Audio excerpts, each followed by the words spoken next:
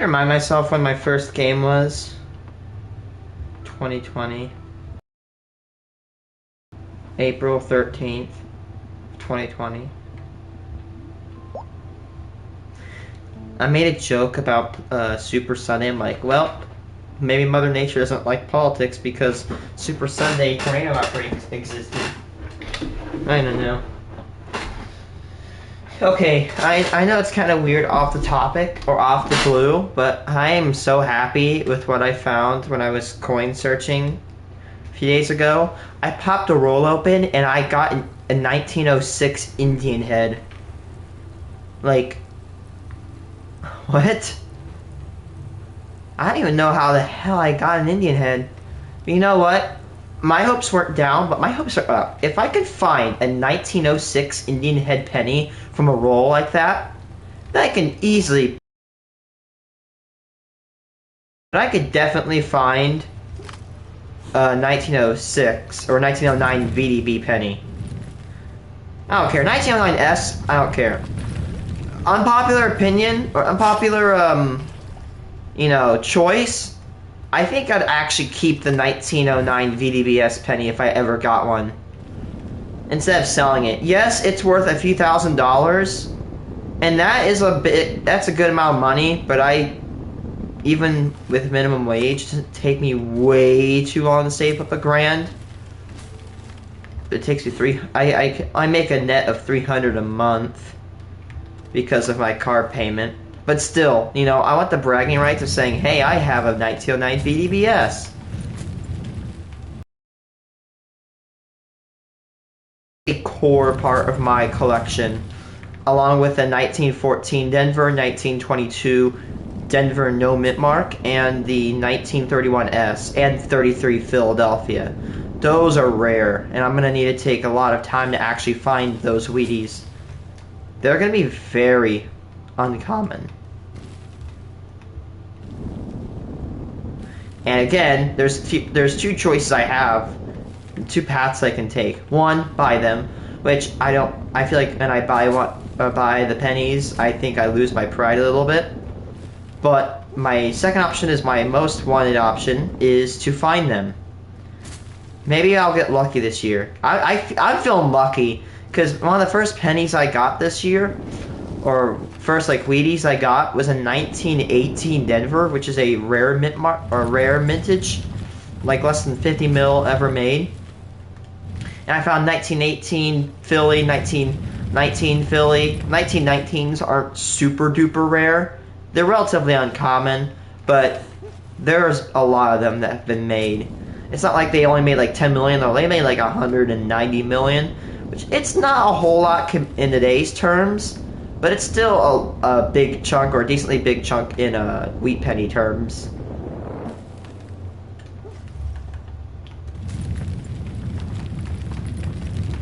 Yeah, like 1919, it's not like a penny you're going to find immediately after going into wheat pennies. But it'll take you some time to find one. But yeah.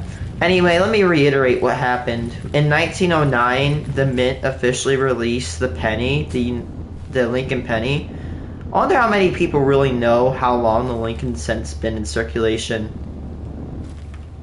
I mean, the Lincoln cent has been literally in circulation since 1909. Over 100 years ago. 105 years ago, if I'm not wrong. Well, then they had the initials VDB on them, but due to controversy for people claiming it was advertising his name on the penny, the initials were officially removed on the back of them, and the Mint scrambled to destroy or get rid of or dispose of any remaining VDB pennies.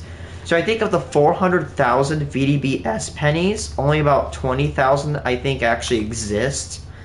It has been estimated that only 20,000 actually survived. Because after that happened, people hoarded the hell out of them and sold them for marked up prices. I mean, come on. People in my chat that aren't greedy, you would do the same thing, okay? Don't lie. I would do it. You would too. Anyway, it's considered to be pretty lucky to have one of these pennies, as one penny at the trashiest grade can go for several hundreds of dollars, and ones that are like very pristine can go for hundreds of thousands. I think I might have said hundreds of thousands for crappy. I've actually like seen a VDB penny, 1909 VDB at it. Actually, before I keep talking about them, there's actually two VDBs. VDB Philadelphia's and VDB-S. The VDB-S are rare. There's 18 million, or the Mint made 18 million VDBs and 400,000 VDB-S.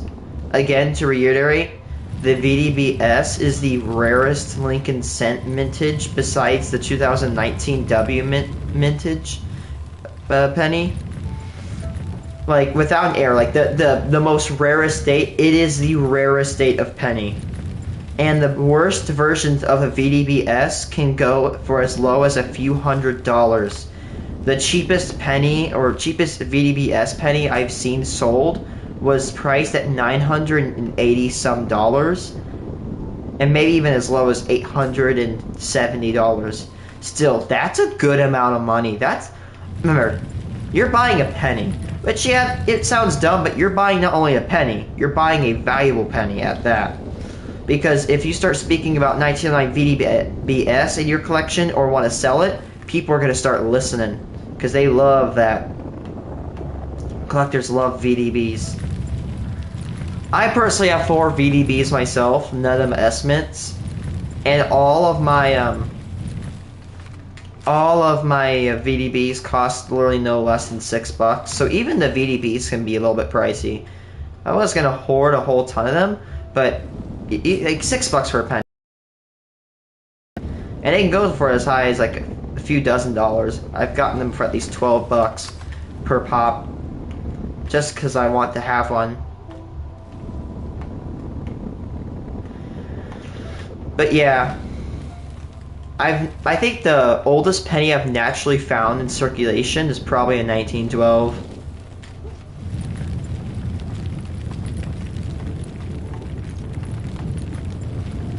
I love pennies so much. Pennies are so awesome.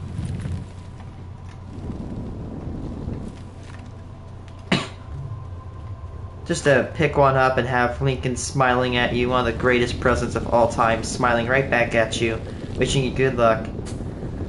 I love his face. I love Lincoln's face, honestly, for a good reason. Like, half of it you can see like hope, and the other half you can see like seriousness. And it's actually, I think it's theorized that Lincoln had a stroke when this portrait was taken. You probably know the portrait I'm talking about. Like, half his face, he has a smile on one half and a little bit of a frown on the other. Not like a sad frown, but almost like that frown, like right here. Like, he kind of looks like he's doing this, like he's doing like this. And if you don't know, when you can only move half your face, that can be a sign of a stroke. It's actually one of the most reported symptoms of a stroke, if I'm not wrong.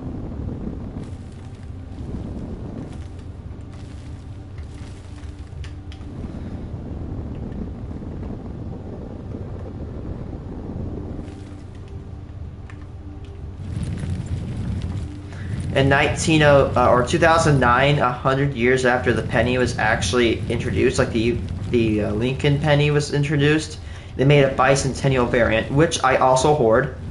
There's 4 design variants of the bicentennial penny, and if you go to the Lincoln Museum in Springfield, Illinois, you can pick yourself up a set, although I recommend just busting open some rolls and looking for your set in there.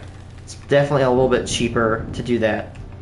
Well, with the bicentennial set, you can also get a shield set, a memorial set, which aren't rare at all, a wheat penny, and a steel penny. Which in rolls, I've only found one steel penny in a roll before, and it was a man-made roll, not a bank machine-made roll. So someone rolled up the steel penny. They probably didn't even realize it was steel. They thought it was, oh, this is penny. That's gray. And no, it's not silver. Can we please get that stereotype out of our head? It's not a silver penny. It's steel. To my knowledge, there's almost no such thing as silver pennies. They don't use silver in pennies. It's way too valuable. They'd go broke very fast if they did that. Trust me.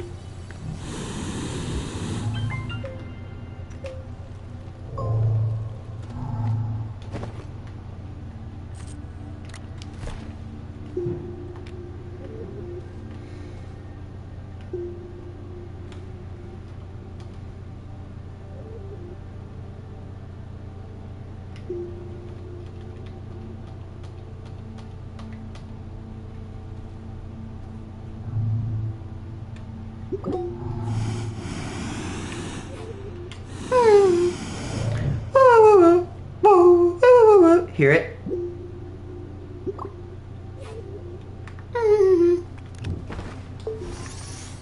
Make one of those. That way I can go over the other one, mark it. Even though I know where they are, it's great to have a sad piece of quartz down there. There's graphite. I'll grab that and pull it up that way. Yeah, I can actually see it, you know.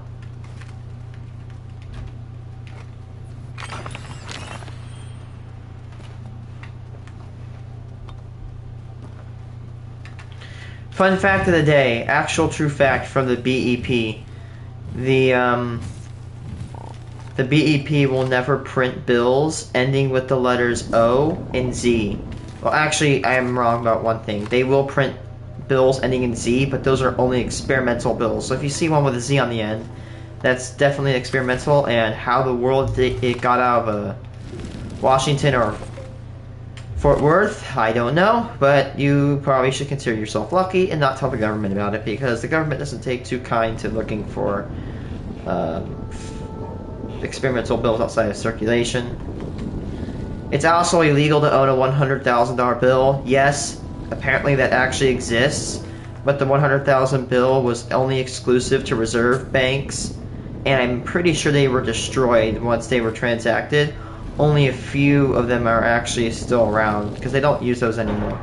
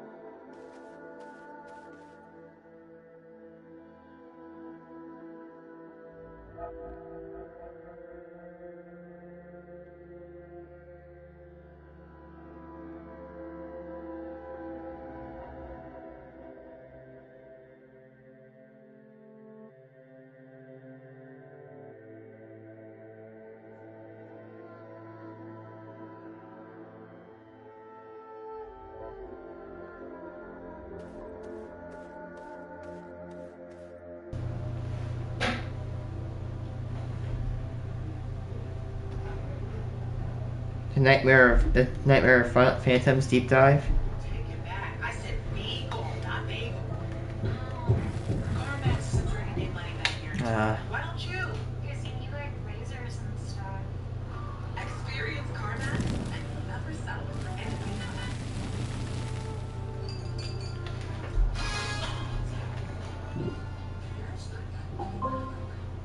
else. There we go.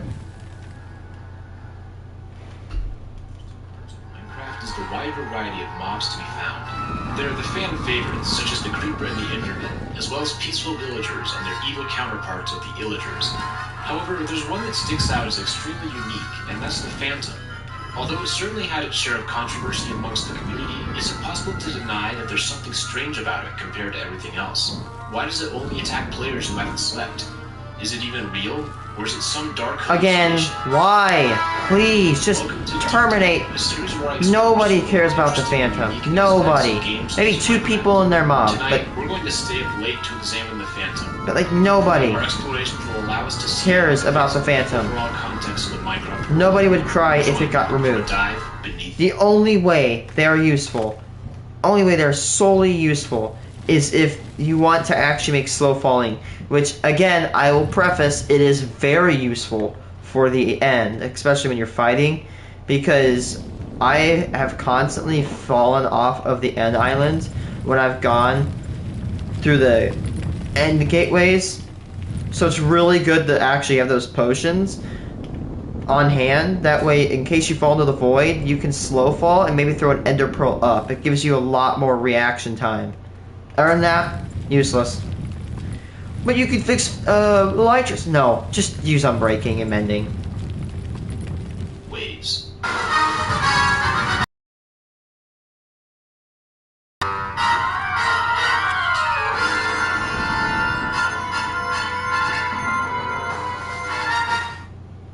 To begin our investigation, we're going to start with their most unique aspect, which is their spawning condition.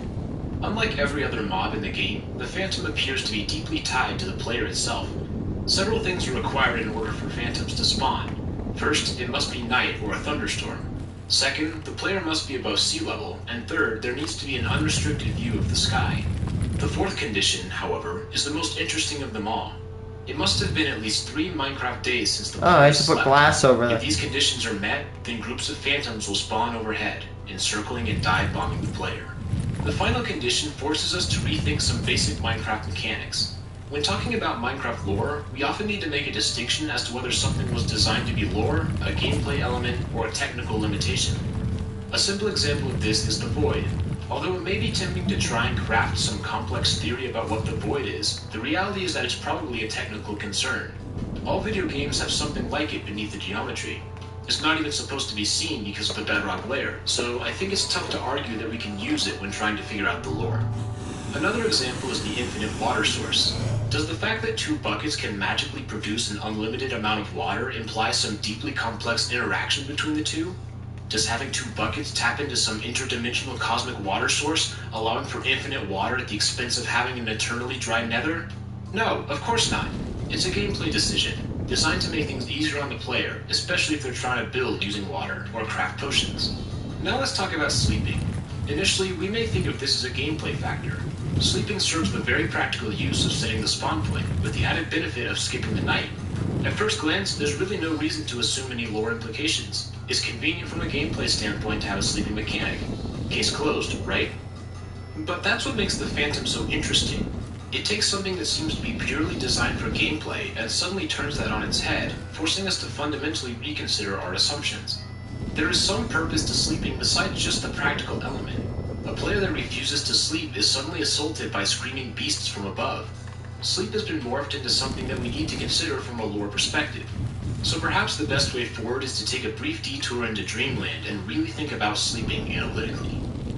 Players are not the only being that sleeps. Villagers as well. do that. In fact, every village house has a bed. It's part of the definition of a house. Villagers do not stay up late if they can help it, preferring to stick to a schedule, which, of course, includes sleeping. Beds can also spawn in igloos, but as I talked about in a different video, there appears to be strong evidence that a villager used this igloo, so that doesn't give us any new information. There's another place where beds can spawn, woodland mansions. However, these are different. Like Villagers block don't use beds, the not crafted actual bed block. Instead, beds they prefer to themselves. construct their beds physically, sometimes creating ornate bedrooms. We don't ever actually see them sleep, but it's hard to imagine that they wouldn't use them. Furthermore, we know that illagers are physiologically similar to villagers, so it's no surprise that they would sleep as well. That's it though. We have 3 mobs that can sleep: villagers, illagers, and the player. Out of Minecraft's 70 plus mobs, that number seems somewhat low. And to make things more interesting, the Phantom attacks exactly one of them, the player. We can force villagers to do a rush and sleep experiment, but Phantoms will not come after them. There's something special about the player. That statement seems to be an inherent truth to Minecraft, one which I've sort of avoided because it's a very complex topic. But it's not hard to see that the player is fundamentally different from the rest of the mobs in Minecraft. They can build and craft whatever they want. They can discover new things, rule over villagers, and farm mobs. I've talked about this before, but it's hard to deny that they have a place in the lore. The fact that there's an end to the game tells us that the player's actions matter. They affect the story. They can free the end. We can't just ignore them, and the fact that the Phantom is so deeply tied to the player forces us to recognize this. Simply knowing that the player is different is still not quite enough, however. The list of their unique features is long. Which one of these makes them a target for Phantoms? At this point in the discussion, we still don't know. So let's shift our focus back to the Phantom itself. It may be tempting to think that the Phantom is some hallucination from sleep deprivation. That does seem to make sense, as this can occasionally occur in real life. But it's clearly false. Hallucinations can't kill someone by attacking them. Furthermore, the Phantom is just Phantom membranes on death, a physical item which wouldn't exist if the Phantom wasn't real. There is tangible proof that a Phantom is a physical mob, not some bizarre figment of the imagination. We can find some additional evidence from an unlikely source: cats. They're one of the tameable mobs. Cats hate Phantoms, hissing at any that come near the player. Cats also have an interesting mechanic where they will sometimes bring an item to the player once they wake up.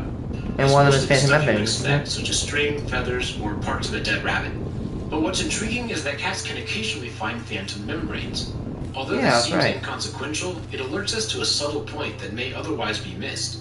Phantoms exist somewhere in the world even if the player never stays up. This allows us to rule out the idea that the player's lack of sleep somehow creates Phantoms. Rather, Phantoms are attracted to a player. Cats are apparently able to find them sometimes.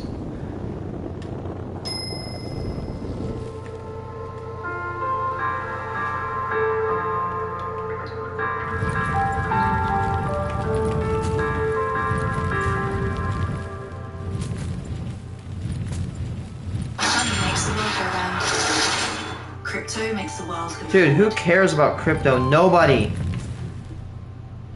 Okay, I'm sorry. I have to go on this side tangent. That ad is so stupid. Money makes the world... Crypto does not make the world go forward. Okay? Here's why crypto is stupid. And why people who think that it's gonna change the world, we should go to crypto. No. Okay? 1 minute, you can have one of your cryptocurrency... Like, for one cryptocurrency unit could be worth $1,000. The next could be worth a cent. Okay? Okay? You see this $5 bill I got here? Guess what? You wanna know why it's better than crypto? Because it's worth $5. Is it worth $1,254? Is it worth 2 cents? It doesn't change. It's $5. Cryptocurrency is so dumb. Step back and review the evidence. At least physical money has an art to it. By not sleeping, Phantoms are attracted. We know that Phantoms are real, physical beings that exist regardless of whether they attack the player. Now that we know Phantoms are real, let's take a look at them a little more closely. Phantoms are a terrifying beast.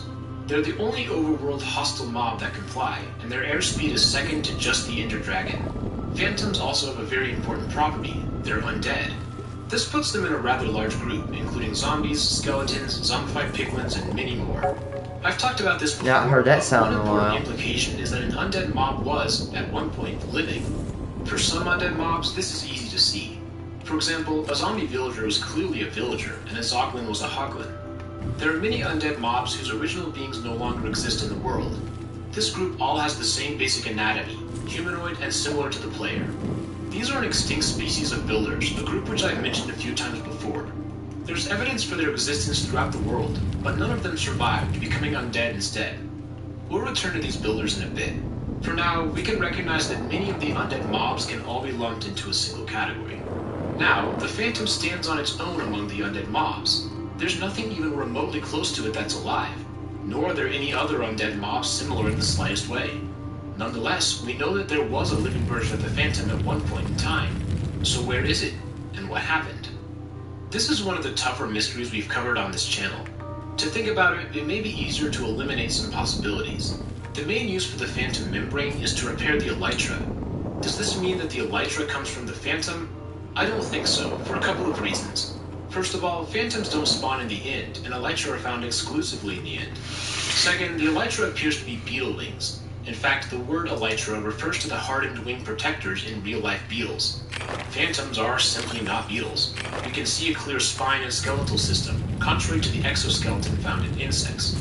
Phantom membranes are a material that happens to repair the elytra, not something that came from the same place. It's a convenient substitution. At this point, it really does seem that phantoms are not related to anything else in the Minecraft universe. This is a very tricky subject. Now that we've examined the evidence, we're forced to make a bit of a jump here.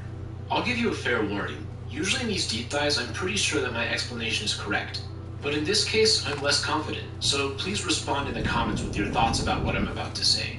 With that out of the way, let's see if we can find an explanation for the phantoms. As I said earlier, the vast majority of undead mobs belong to the ancient builder species, wiped out by a mass extinction event. These zombies, skeletons, and their variants attack the player in the modern day, but presumably they wouldn't have done so before they were made undead. We know that zombification can change or even reverse how entities act. A zombie villager becomes deranged and aggressive compared to their mild-mannered counterpart. And there's also evidence that the ancient builders worked alongside the Endermen, so it wouldn't seem as though they were inherently hostile when they were alive. What if the Phantom is the same way? Is it possible that in its living state it wasn't evil? The Phantoms have an uncanny ability to seek out players with a lack of sleep. That in and of itself is not a bad capability. In fact, if used correctly, Phantoms could be incredibly beneficial. I'm going to suggest that the ancient builders had a close relationship with the living phantoms. There are tangible reasons why they would want to do so. We know that the ancient builders were explorers, using their ships to chart the world. Surely, sometimes they would get stuck, trapped, or otherwise incapacitated during their dangerous journeys. Rescue would be impossible, unless there was some way that they could be found. And it just so happened that there was a mob capable of this. A bird with a sharply attuned sense which could seek out entities that were weak with a lack of sleep. Perhaps their natural instinct was to hunt them, perhaps it was something else. Either way, the builders realized that the phantoms had this ability, which, if harnessed, could be very useful. So they got to work, training and taming the phantoms to be used for these search and rescue missions. Although it would be a tough task, having phantoms would be enormously helpful in reducing loss of life in their explorations. Phantoms were not easily domesticated, and they probably had a tenuous relationship with the builders compared to cats or wolves, which were deep companions. But that was okay, since phantoms were tools, not pets. They did their job, which was all the builders wanted. Who are you texting? I'm shopping for a car. Okay, need to widen this out a little bit. I got pre-qualified and shopped by my monthly budget, so I Need know to keep it's a good decision. expanding this maintenance tunnel. You might not have a couch yet, but we got internet. Come on. Then disaster struck. The mass extinction event began, and the zombie plague began to cripple their civilization. Cats and wolves happened to be naturally resistant, as were other domesticated animals such as cows and pigs. And not everything was so lucky. Some horses were afflicted, and phantoms were not immune either. Dead form, which are the phantoms we see today. As more builders began to fall, survival became tougher and tougher. This meant even more late nights on the run, hoping to escape the rapidly spreading disease. The phantoms were trained to come and find stranded builders, and they did just that.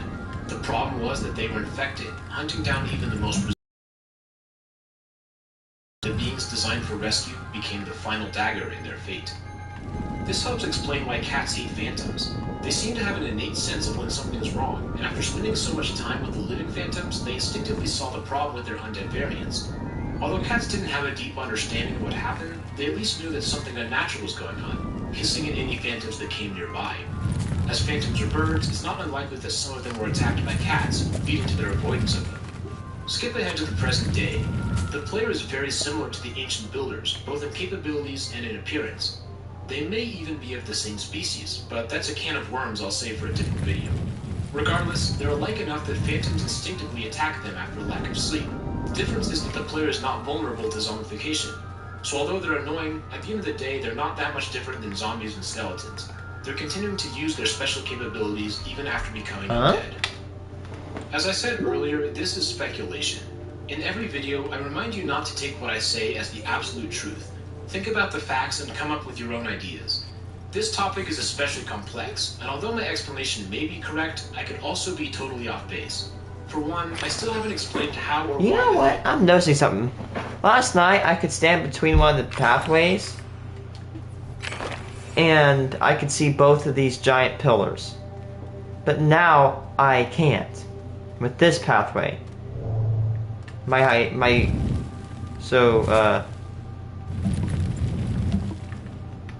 Query.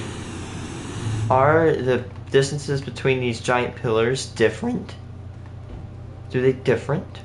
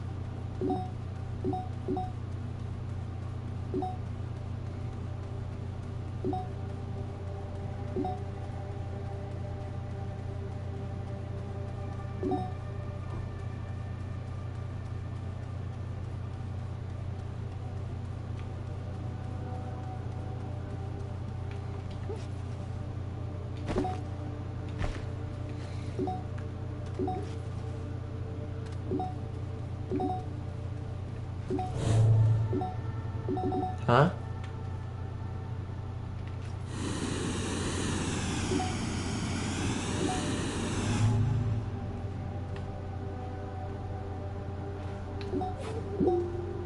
Huh.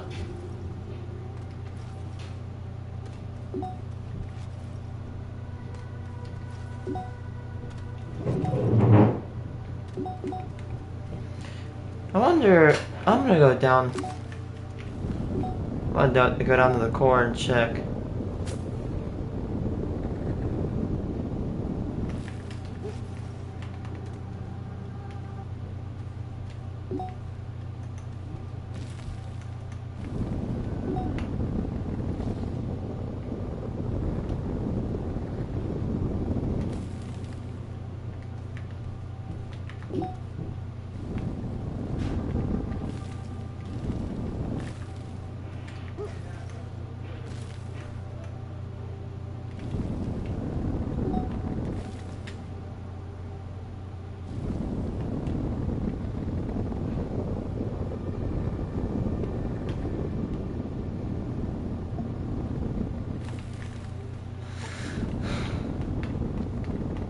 Okay. Keep going. Smooth that part down. Keep pushing this wall.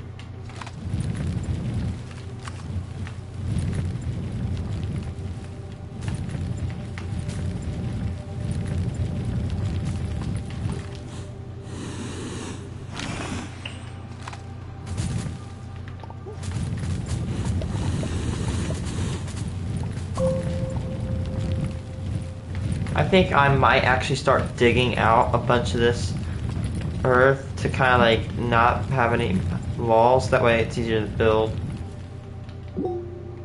Is that a north? Uh-oh.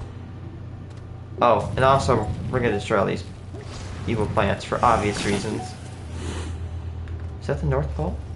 No, it's not.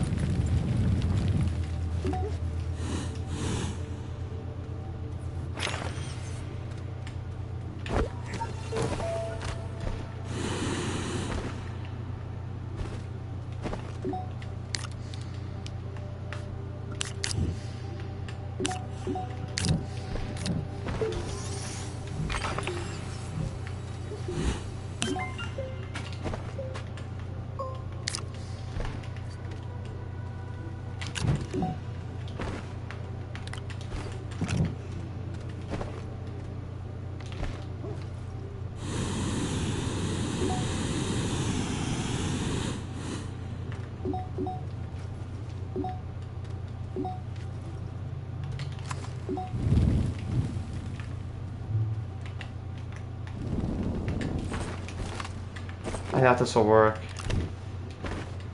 Let's try on the equator.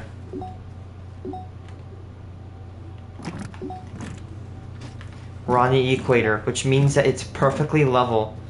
Does it look like it? It's not level on multiple ways, but it's level on one. You know where I'm going with this.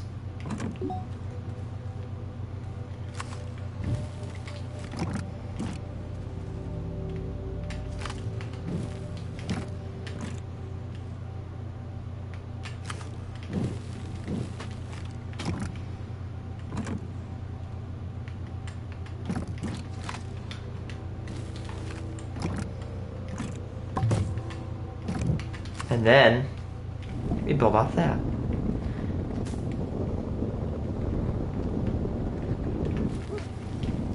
There shouldn't be really any need to like bend this because this is straight. When I say straight, like you cannot get this more aligned.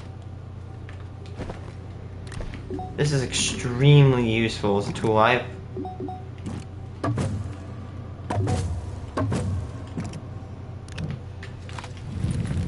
This bad boy aligns perfectly to the core, allowing a almost damn near perfect alignment.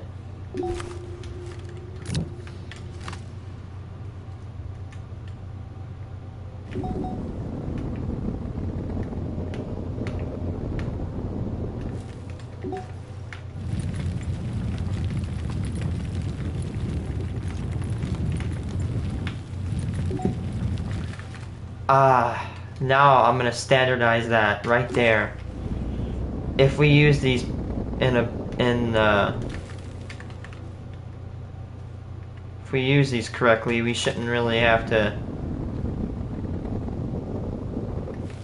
No, yeah, the only problem I'm seeing in my head is that the path itself might be off-centered, or like off or misaligned, I should say. Sorry if I keep stumbling over my words. It's just how I am.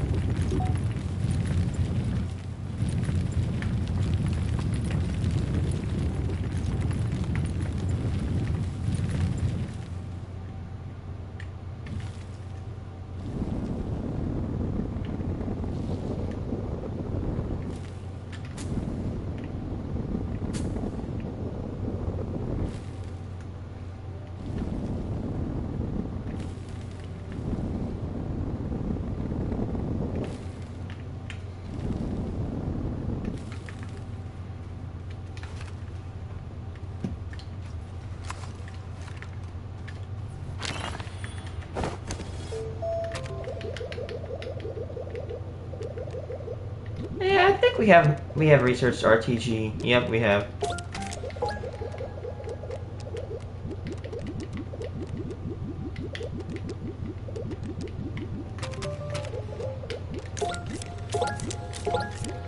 Let's research all those just to get them out of the way. I think we have almost everything unlocked.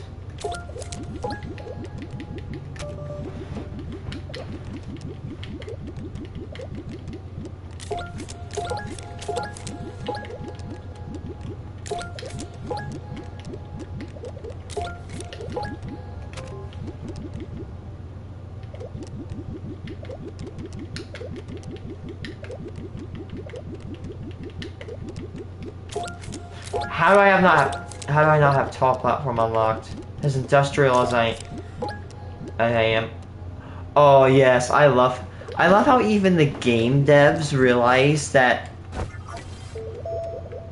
Oh, I got a little happy there, but that's actually something that was here before I left. I'm a little. I don't want to be, that person, but I am a little bit upset that there was nothing added while I was gone. At the same time, Astroneer, it's not like it. I'm not saying Astroneer was boring or bad. I'm saying it was a lot bare before. It was actually pretty bare when I started playing, comparing it to today at least. So if anybody says, "Oh, it wasn't bare back then," I'm referring to like today. It is almost barren and almost. It doesn't have as much of the good features as it did back then.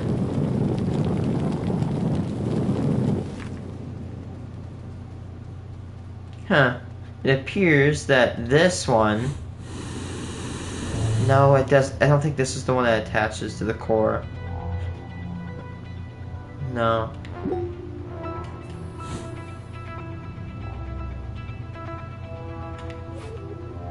There's one that attaches.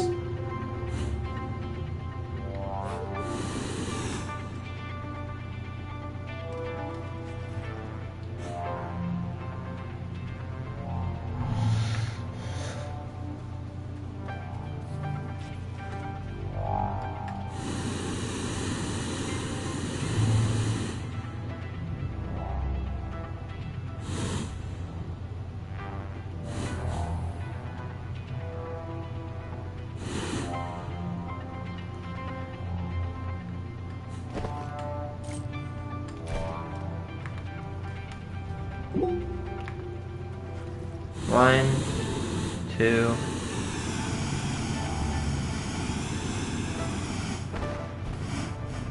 Let's see. There's 5 of those like big lines right there. So this shape is a decigon, if I'm not wrong. Now the question is, how many decigons are in this core? I'm gonna line it with batteries. Yeah, it is a decigon. Cause look, 1, 2, 3, 4, 5, 6, 7, 8, 9. Yeah, I cannot count that easy in this game.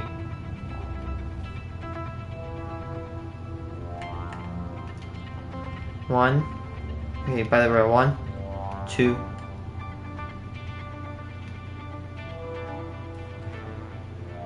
1, 2, 3, 4, 5.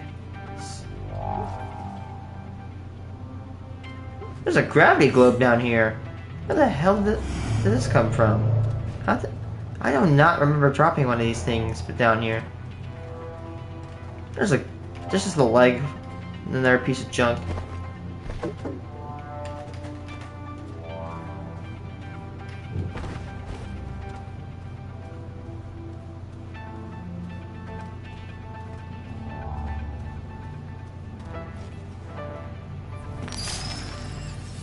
How did this get here?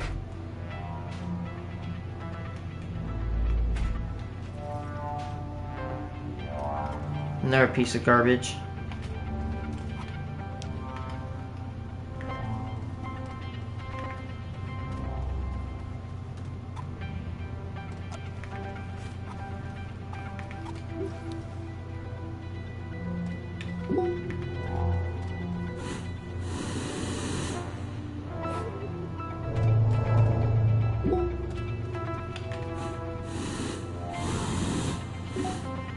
That's North Pole.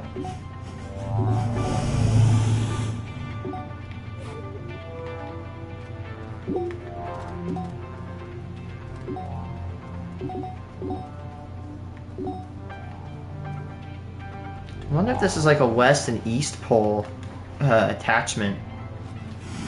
I'm sorry if I'm being kind of weird around here. I'm trying to actually... I want to put a bunch of platforms. I'm trying to figure out how much power it could hold if I have my current design in hand. Because if it's not enough, I'll definitely need to like rethink how I'm going to lay out my batteries.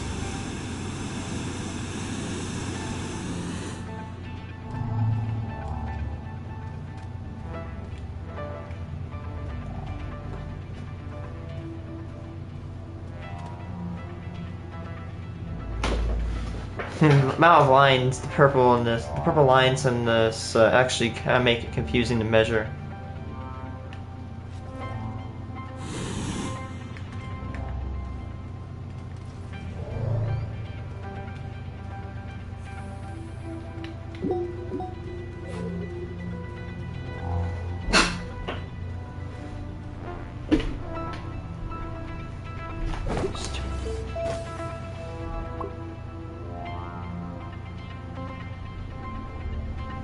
Let's see, I want to see how many...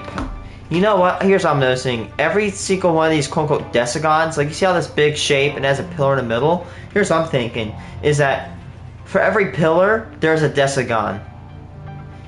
So if we figure out how many pillars there are, we can deduce how many decagons there are, and there's probably going to be like, what, 5 large platforms, and you probably get where I'm going with this. I can easily... Oh, yeah, right, these are called gateway engines, but we just call them cores.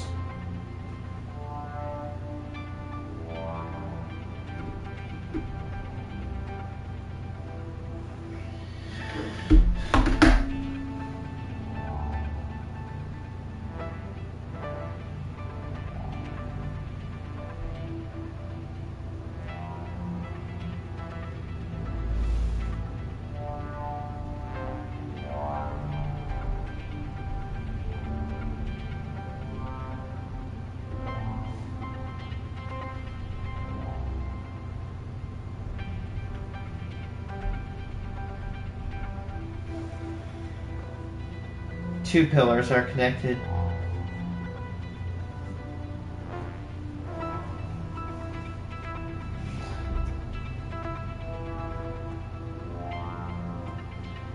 Yeah, but again, how many pillars? Maybe we could stand on a hemisphere and figure that out.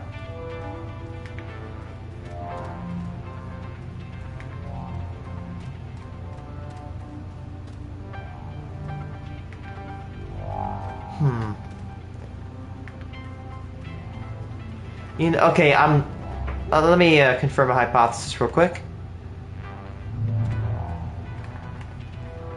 There are no pillars that are terminating, that are facing directly in the core. If you actually draw an arrow, look at this pillar is facing right here, not like right there. It faces right here. Okay. We'll take this piece of debris. 1, 2, 3, 4, 5. There's 5 pillars. I'm gonna assume the same, but I want to have my hypothesis confirmed that there's 5 pillars. So put this piece of scrap by noting the 1. Got 2, 3,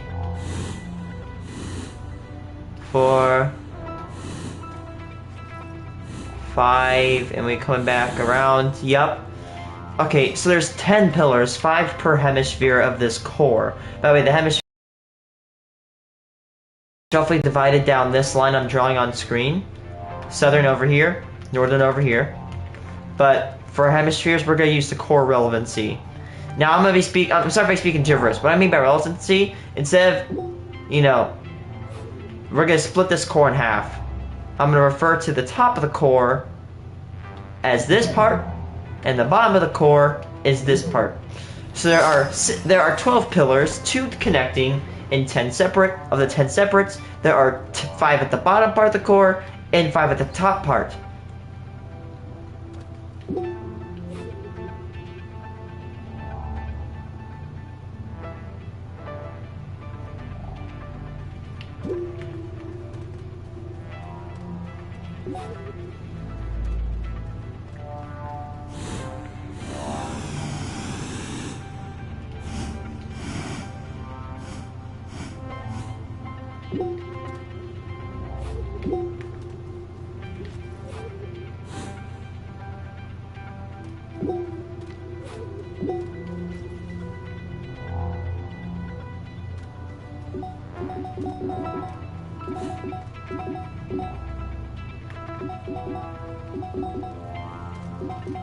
Here's one pillar I've marked. And I crawl on over here. to the next pillar. And the pillar, yup, that's one of the pillars. One of the pillars I marked is the connecting, is one of the connecting pillars. I was right. I was freaking right. I love being on the spectrum. That looks so weird. I think I've awakened to this core. Yeah, no, I haven't.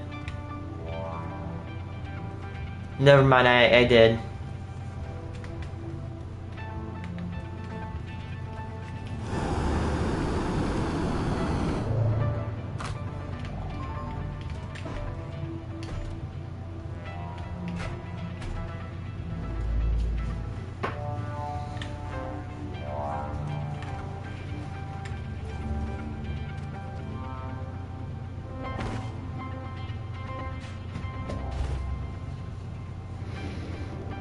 I was completely correct in what I said. Some of the pillars are spaced where you can see right between them, but some pillars are spaced perfectly enough apart from each other that you can't see between them on the road. I was absolutely correct.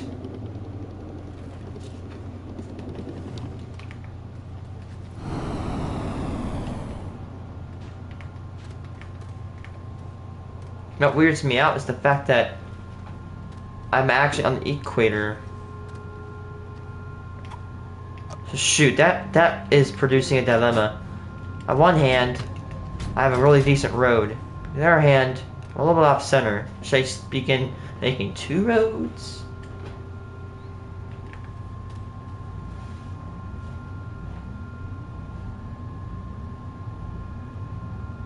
Okay, so there's 10 pillars. Let's say... Okay, so there's 10 pillars, right? 5. So that means that there's 10 decagons. Let's say I align a decagon with 5 XLs, and I put an XL storage, which has 31.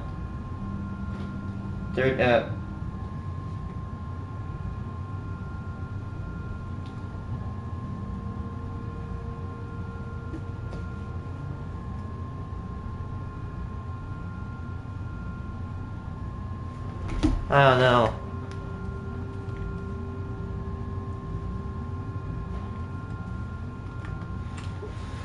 I might need to rethink some things here.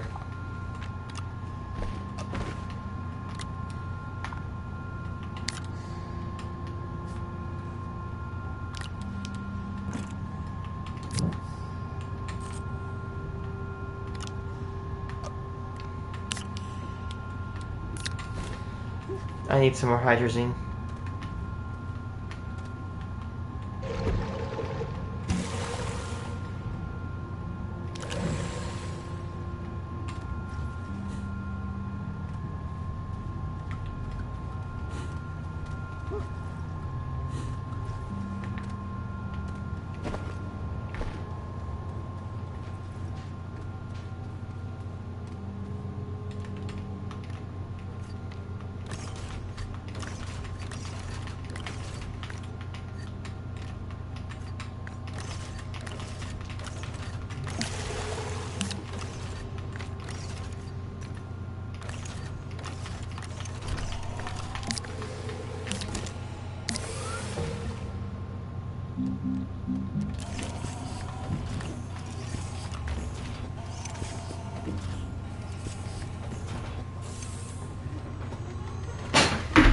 So if this was my planet, if this is my planet, no, I'm not gonna do that. Yeah, if this is my planet, instead of having one road right around here, there's gonna be one road at this level, one at that level. So it would divide the planet into 3. Possible interesting implications there.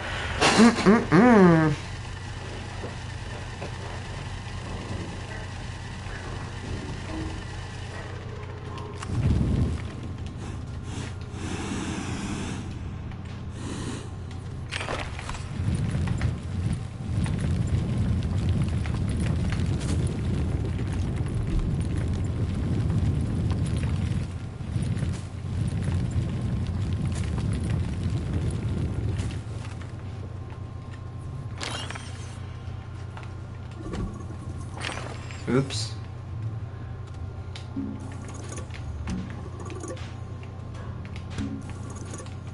Holy hell, I forgot how much aluminum and glass I have. What was I trying to make?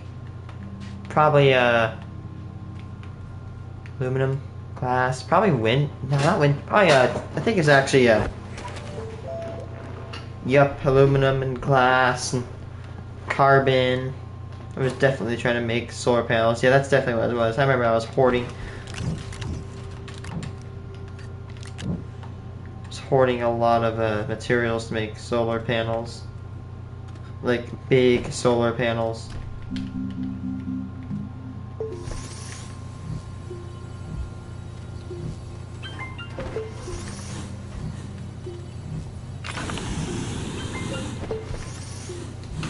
Let's go have some fun.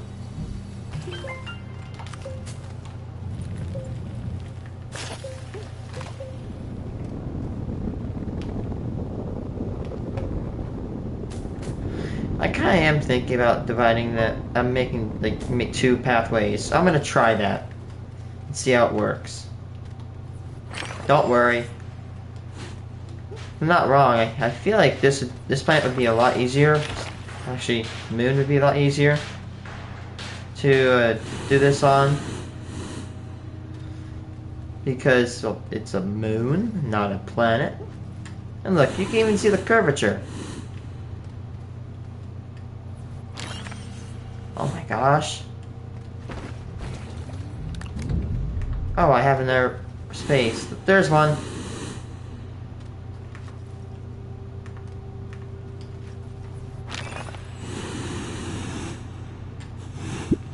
Oh, that scared me.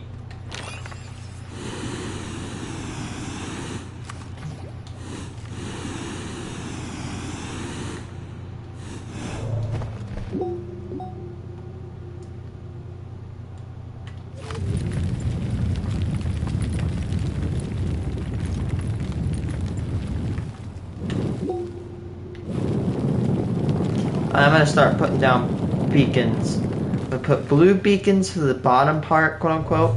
I'm gonna put blue for the bottom, green for the top, and red for the poles, or purple for the poles.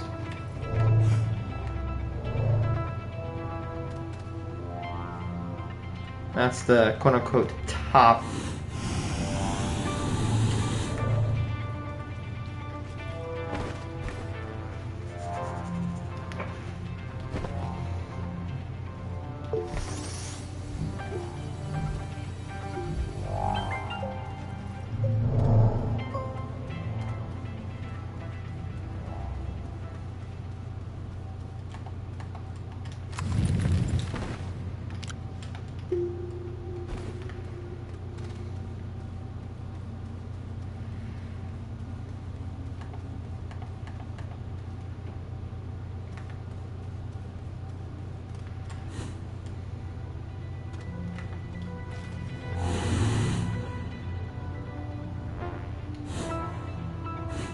Yep, I can see that. That's the connecting pillar right there. This should be the next one.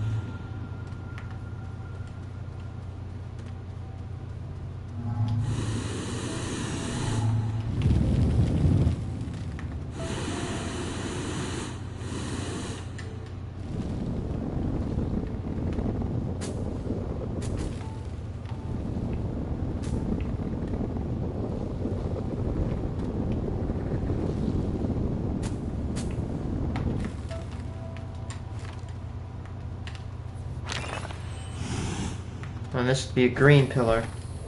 This pillar's probably already. Oh my goodness. This pillar probably definitely already has a beacon on it, so. Green.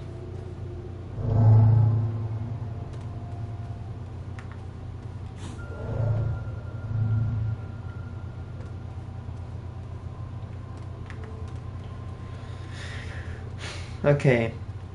Next one. Where's the connecting? Alright, that's connecting, so this would be the next one. This one's probably not connected. Definitely not connected. That one's the equatorial one that I was connecting. That's probably why it's so close. I'm so glad my brain is able to process that.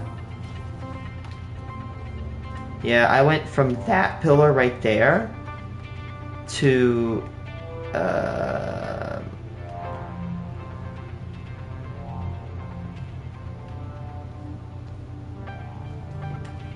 no, I went from this pillar to that one, and then I was standing right above where this triangle thing is, and that's actually why it appeared so close.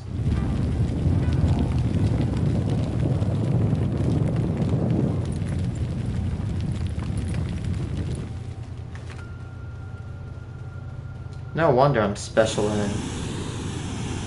Again, not saying that as an insult. I view it as a compliment.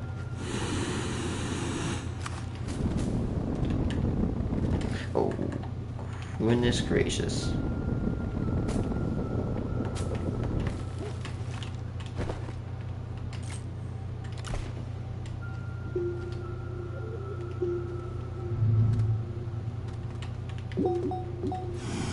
I'm standing right here, right? I should be able to detect another green.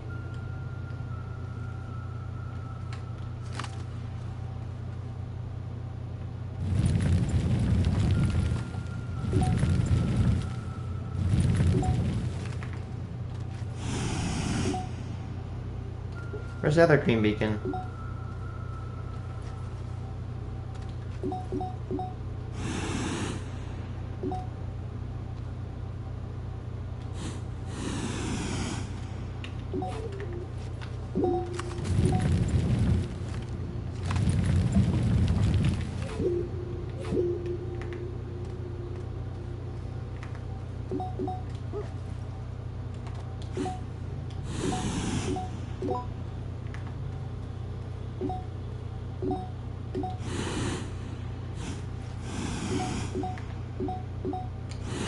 Hopefully you can detect the beacons. It shouldn't be way too far.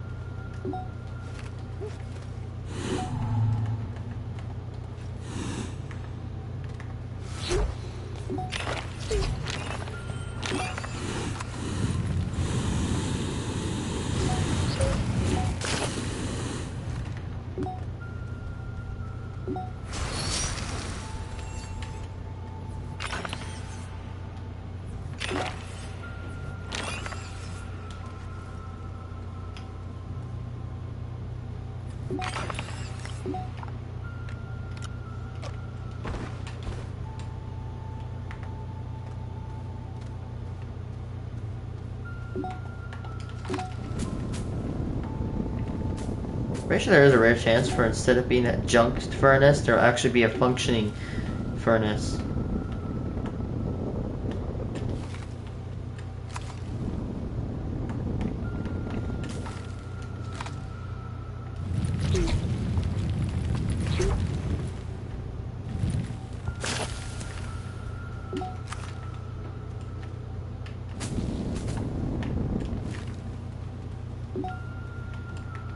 You don't want to mess with the variant of those plants that are on Atrox.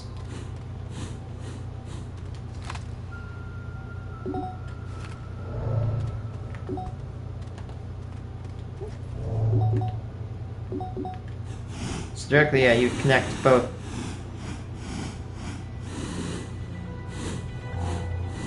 It wouldn't be round.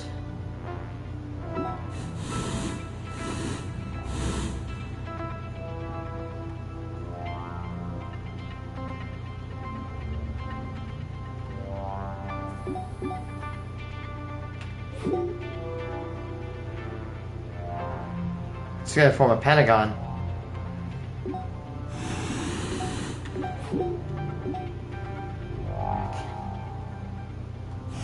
Yup, it should form a near perfect pentagon when standing at the center. Oh, a pentagon? Let's go.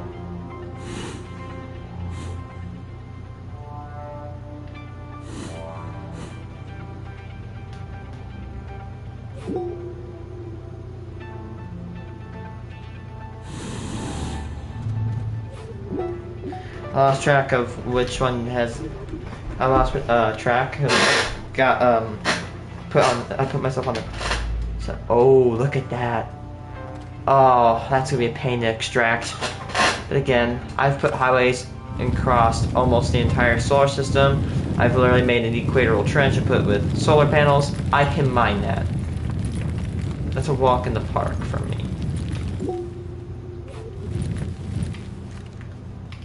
Nope, this one. This one doesn't appear to be fabricated.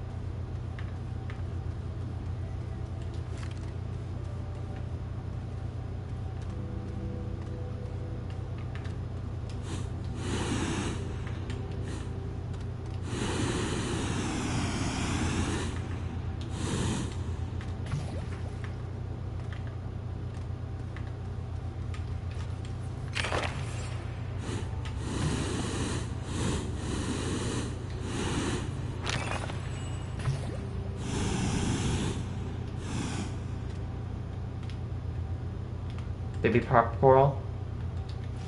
Yep, that is a baby pop coral. Wait a second. Oh, I thought that was a functioning furnace over there.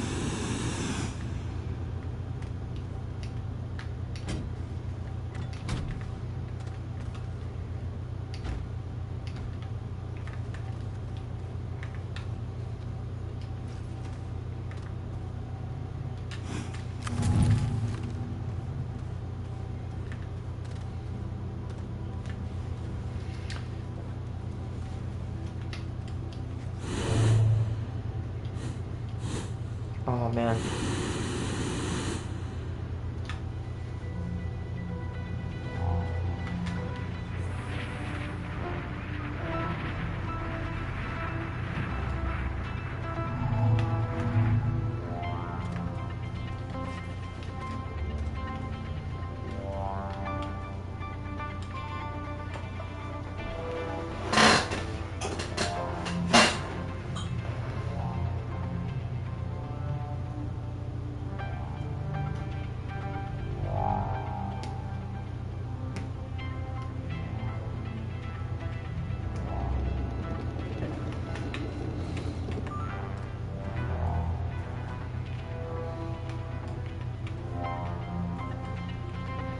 Oh, I think I didn't make new large printers. I think I actually just boxed them up and put them back.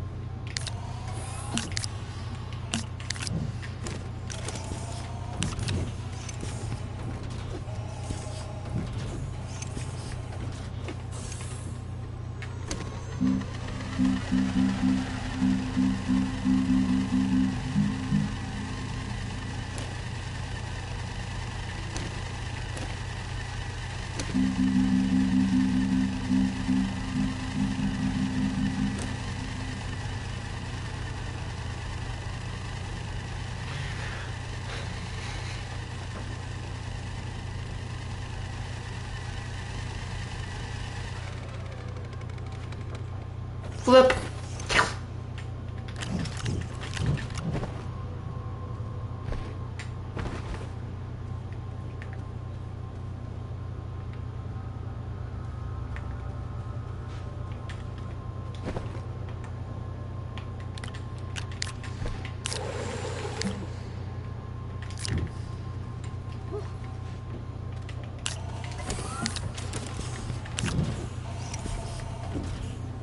Dude, I think this goes without saying, but fandom is awful.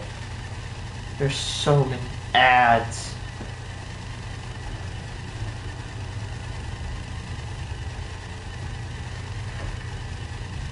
Nay. I'm gonna continue with that Phantom episode. The Vault Hunters in Borderlands. Oops, that's Borderlands. I don't mind Borderlands.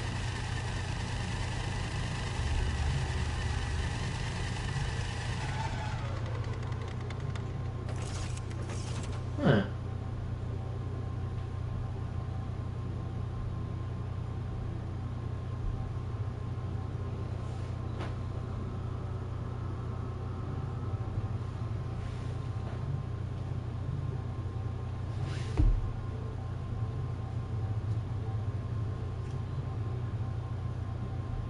Well, I know airflow is dangerous. No airflow is dangerous. That room has to suck. Even though this right here doesn't really look like a big deal, this is not a good sign if this is in your home. This is a TikTok video that I got tagged in, and without any context, it might be kind of hard to understand. The caption says, "My brother's room," and then there's smoke that is pretty much just stationary. Yeah, there's no way for air pollutants to go out. Incense. It's just now, the here's breeding thing that raises ground red of flags. toxicity. This smoke is completely stationary and not moving at all. Not this means good. that there's a lack of airflow in this room, and maybe even the house. Having adequate ventilation is an absolute necessity when it comes to owning a house. This is because without good ventilation, indoor pollutants will not be able to escape to the outside, Nope. and this can be very unhealthy to live in. One of the more notable things that can develop as a result of poor ventilation is mold growth. This is because moisture is going to get trapped inside of the house, which is going to breed a perfect area for mold to reproduce. This in turn then can result in respiratory problems and the development of allergies. I hate allergies. Airflow is dangerous. I have to watch more of this guy.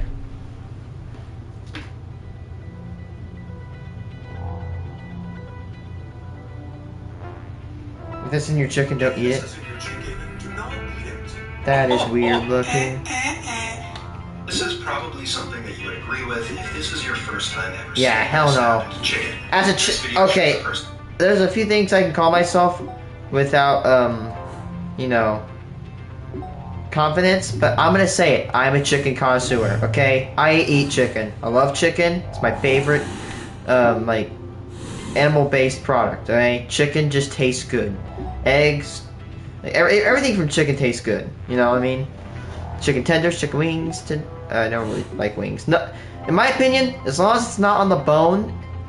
If it's on the bone, get out of here. Okay, I don't want anything on the bone. Other than that, chicken is amazing. But yeah, when I can tell that chicken is definitely not something you really want to be The eating. drumstick, and one of the main concerns that they had is this red substance that seems to be bubbling out from the bread. The people that recorded this video initially thought that this might be blood or something Do not like that, not eat or they it. thought that the chicken had gone bad and it was improperly cooked. However, all of these are incorrect statements. Chicken is actually completely safe to consume when it has this red coating right here, and this could be one of two things. During factory farming, chickens are obviously cleaned of all of their bodily fluids. However, you can't get all of the blood out of the chicken, which means during the freezing process, some of the tissue is going to inevitably end up absorbing some of this blood, and when you cook it, it might pop out. Alternatively, this could be something known as myoglobin, which is very common in meat, specifically red meat, but it is still present in whiter meat like chicken. This looks disturbing, but it's not. Oh, money! It's a what's it called? Moose with antlers. I think it's a moose, or like a deer, or probably like a reindeer with antlers scraping against a tree. That is actually extremely normal. What they do is that antler grows, and you gotta think, okay, deer don't have things known as trimmers or clippers. So what do you have to use? You gotta use a tree. That's what they're doing. They're trying to clip or trim down their, what's it called? Their antlers. That's actually how antlers come off. If this is your first time seeing this, it might be very shocking, but don't worry, this buck is completely fine.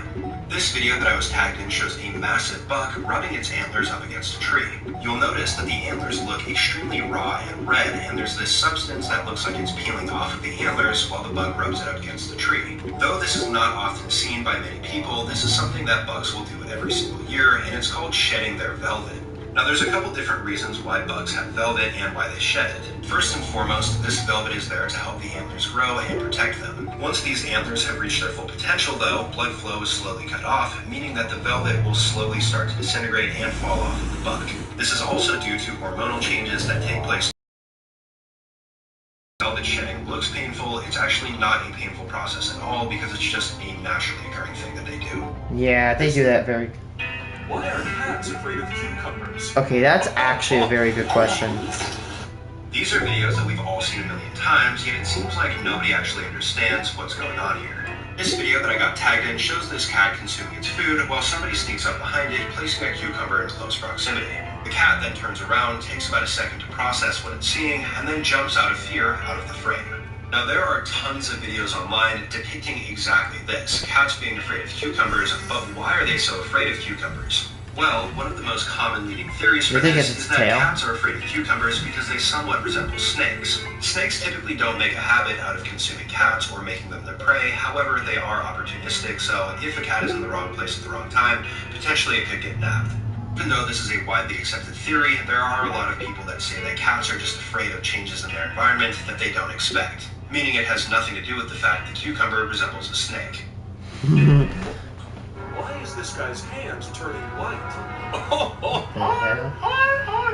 That's like a rapid This dry. right here does not look normal whatsoever, but the thing is, anybody could actually do this. As you guys can see, this guy has a normal looking hand, but over the duration of this video, his hand starts to turn white. By the end of the video, virtually his entire hand is a white and ashy color, and this is because of a certain chemical that he most likely dipped his hands in. And this chemical is actually one that pretty much everybody watching this video should know. Acetone. Or nail polish remover. The reason acetone is used in nail polish remover is because it's great at breaking up the bond between these chemicals that you put on your nails. I've seen people dip Legos in acetone. Acetone, yeah, it destroys chemical bonds. For example, if you accidentally put super glue on your hand, you can dip it in acetone and break that apart. Now, the reason that acetone turns your fingers white is because it evaporates so quickly. While it evaporates, it also takes the oils that are on your hand, making your skin very dry, giving it this ashy white appearance. Thought there was something going on with his hands drying. From a closer perspective, you can see it rapidly evaporating. Why is this? Would you jump into this water for $1 million? No! That's a death wish. It's got alligators in Most it. of you watching this video right now might not accept this challenge, but to be honest, this would probably be the easiest $1 million you've ever made. This is a video that I got tagged in that shows this person recording a very small body of water, but inside of this body of water is a very large creature swimming around. As this creature swims towards this opening right here, we can see many more creatures right here, and a lot of people felt pretty freaked out by this. For those of you that guessed that this right here is a giant salamander, you would be exactly correct. The largest giant salamanders are the Chinese giant salamanders. Never mind. They grow up to around 5 feet in length. Okay, I mean, I thought they were alligators, but salamanders, they're cool. Salamanders are pretty cool. I like salamanders. Now, even though these giant salamanders are equipped with very sharp, small teeth, and they do have the ability to take off a human finger, usually they're not going to do this unless they're cornered or feel threatened. Though this is the case, usually they're extremely docile and they really aren't aggressive. This snake is so big, it's breaking the tree. Oh my goodness. Money. For those of you that hate snakes, this is already bad enough. But what's even worse is that these guys have, on instances in the past, consumed humans. This is a TikTok video that I got tagged in that shows a massive snake hiding out in a tree. Dude. Now, a lot of people in the comments on this video doubted the fact that this snake was so large, claiming that this right here might be a bonsai tree or another really small tree. But this is not the case. Based on the shape of this snake's head, this is most likely an anaconda, which is actually pretty surprising because they're semi-aquatic snakes, meaning they very rarely climb trees. Even though these are semi-aquatic snakes, they still have the ability to climb trees though, as seen in this video behind me. Now, the only anaconda that's large enough to consume humans is this guy right here, Green the boy? green anaconda, Yup, which can grow green to lengths boy. of 30 feet or 9 meters. That's a And big judging by the size boy of right this snake there. in this tree right here, it might be a green anaconda, but it is pretty difficult to tell with the poor quality. This Green snake is anacondas, so I big. think, the Why biggest. you never put soda in the freezer? Yeah, because it does that, expands, and it almost explodes. I'm sure that many of you guys watching this video have tried soda before and know that if your can looks like this, you should not open it. This TikTok video that I got tagged in shows this person holding an otherwise normal looking Coca-Cola can, except for the fact that the top and bottom are pushed out. This of course is due to the pressure that's building up inside of the can because of the CO2. This only happens for a few different reasons. Number one, the Coca-Cola has gotten bad. And When it you probably freezes, it should not be drinking expands. That's- Number two, you put it in the freezer. Fun fact, the reason why highways crack, even though they're perfectly smooth, is that somehow water finds its way into this tiniest little cracks, and then when it freezes, it expands, and it pushes the road apart. Now, a few droplets of water won't do anything, but when they're all combined, remember, the sum is bigger than the parts of their whole. That applies to water damage. But what water will do is that it'll basically just push the highway pieces apart, and it'll just completely crack it. It's actually why water is a problem. In fact, go over an interstate, if you look right before you go over a bridge, to solve all these issues of expansion of heat and cold elements, whatever the hell, they actually have bridges with these like, little fingers connecting. It's a really interesting fact. Place that's too cold, or number three, you put it somewhere too warm. Most likely though, this person put this in their freezer, and what happens when soda freezes is the liquid will obviously solidify, and the carbon dioxide, which is what gives it that fizzy taste, ends up getting released, and it has no place to go, so it pushes up against the can. This can then result in your soda can exploding inside of your freezer, meaning you have a massive mess to clean up, or if you pick it up and it explodes in your hand, it could cut you. Why you never put soda? Never buy this toy for your child. This right here is definitely a gift that you would not want to buy for your child. Is that This mercury video that I got or tagged in gallium? shows a news reporter covering a story where a mother bought a toy for her child, and it turned out to be much more disturbing than she wanted it to be. Hello, Hawking. The toy that the mother Oh, bought the is a cat. specialized wand known as an evil stick. There are many different versions of the evil stick, and basically when you push a button, the wand lights up, and it shows this disturbing image that's hidden below this cellophane wrap. Now, most of the images on here are disturbing for children, but it's not too disturbing where you'd be concerned buying it for your kid.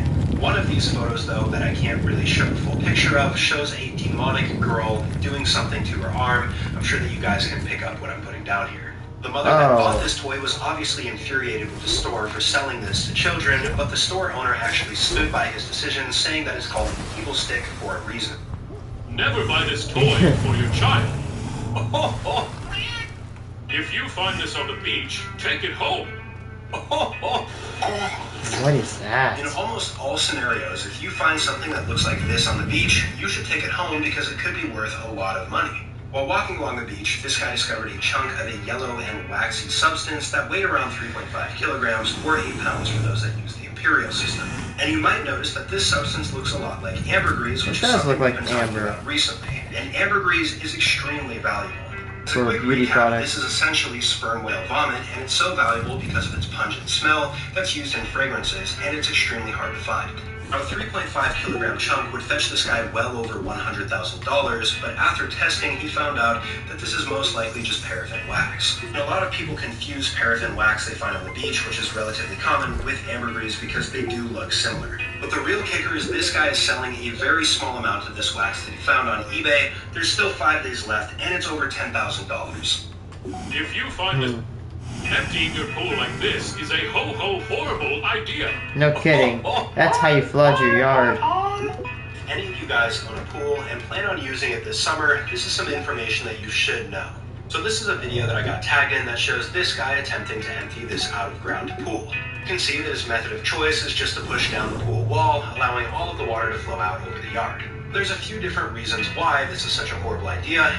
Alright, so let me tell you a little miniature story of why you probably don't want to do this. Now, it's going to sound unrelated, but trust me. Me and my dad were four-wheeling down near this pond that recently got emptied. So the guy took an excavator, probably like dug out the side, and he emptied the pond. Well, when we were four-wheeling in the pond, like right where it emptied, we got our four-wheeler stuck, which is the only time it's ever gotten stuck. It makes this muck, and what muck is, it's basically just a bunch of like dirt. It's mud, but on steroids. What I mean by that is that basically this mud, it does not matter what vehicle you're driving, you are going to get trapped in this stuff. It's not fun to get out of. It's awful, actually. But anyway, that's what happens when water actually is allowed to sit on top of dirt like that. It just makes muck, and it's terrible to deal with. The exact thing you don't want to do when emptying a pool. First and foremost, because the backyard here is so small, this water ended up piling up above the door line, meaning when they open the door, a bunch of water is going to flood in the house. But beyond that, if you have grass in your backyard and you end up dumping a bunch of chlorinated water onto this grass, it is going to end up killing it. Essentially, your backyard is going to end up looking like this right here if you end up spilling too much of this water out. Fortunately, these people here have turf, not grass, but this water could still overflow into the neighbor's yard and kill their plants as well. Emptying your pool like That this is so annoying. After a relatively quiet month, the memes have finally disappeared. IDK Sterling Guyouts have been seen less and less in comments. That is until I checked the subreddit and I saw something very disturbing. First and foremost, this photo right here stuck out like a red flag on the subreddit. This right here is me as an 8-year-old. I ignored it. Everything was completely fine. That is until a couple days after that. Who do you think you are, posting photos of me from high school and middle school without my beard and my ruggedly handsome good looks? I don't know who you are, but if I ever find out who you are, I'm gonna be pulled. You're gonna end up in one of my videos, man. This man is already dead, just doesn't know it yet. That's This man is dead. If these are in your shoes, they're no longer yours. Oh man. This right here is Worms. exactly why. Man, I remember I had goldfish. I left them out. And I went to go put my muck boots on, and well, guess what happened? They were filled with goldfish. Ugh. Never store my shoes outside. This video that I got tagged in shows this man walking outside to discover that his shoes are filled with a creature that most people dislike. You can see him dumping out hundreds of millipedes that have decided to Millipedes. leave Oh, their I home. hate Shoes. yeah. These are the millipede shoes. The video you guys watched was recorded in Florida, and typically the millipedes down there are either red or black. When millipedes swarm together like this is caused by one of two things. Number one, these are either juvenile millipedes and they're swarming together for protection in numbers, or number two, this was recorded during mating season and there's a whole lot of nasty stuff going on inside of this guy's shoes. As for these shoes, this guy is probably going to want to toss them in the trash because many millipedes have scent glands, they put off a compound similar to cyanide, and it is just overall a very bad smell. If It these is a are in your bad shoes, smell. they're no longer yours. Would you walk across for $1 million? No, that is one of my biggest fears right there. That's an ice crevasse. Oh, doesn't sound that bad. Okay, here's what's bad. If you get stuck in an ice crevasse, you're going to die slowly by being squeezed. And not only that, but your chances of getting help, like if you fall in and nobody knows that you fell in, your chances of getting help are almost near zero. So it's almost guaranteed death if you fall into an ice crevasse. It is one of the most dangerous things you can actually encounter when climbing a mountain. So yeah, please listen to what I'm saying. Please be careful about ice crevasse. A lot of people have died because of them. At the risk of sounding a little bit more badass than I actually am, if you think this right here is scary, then you ain't seen nothing yet.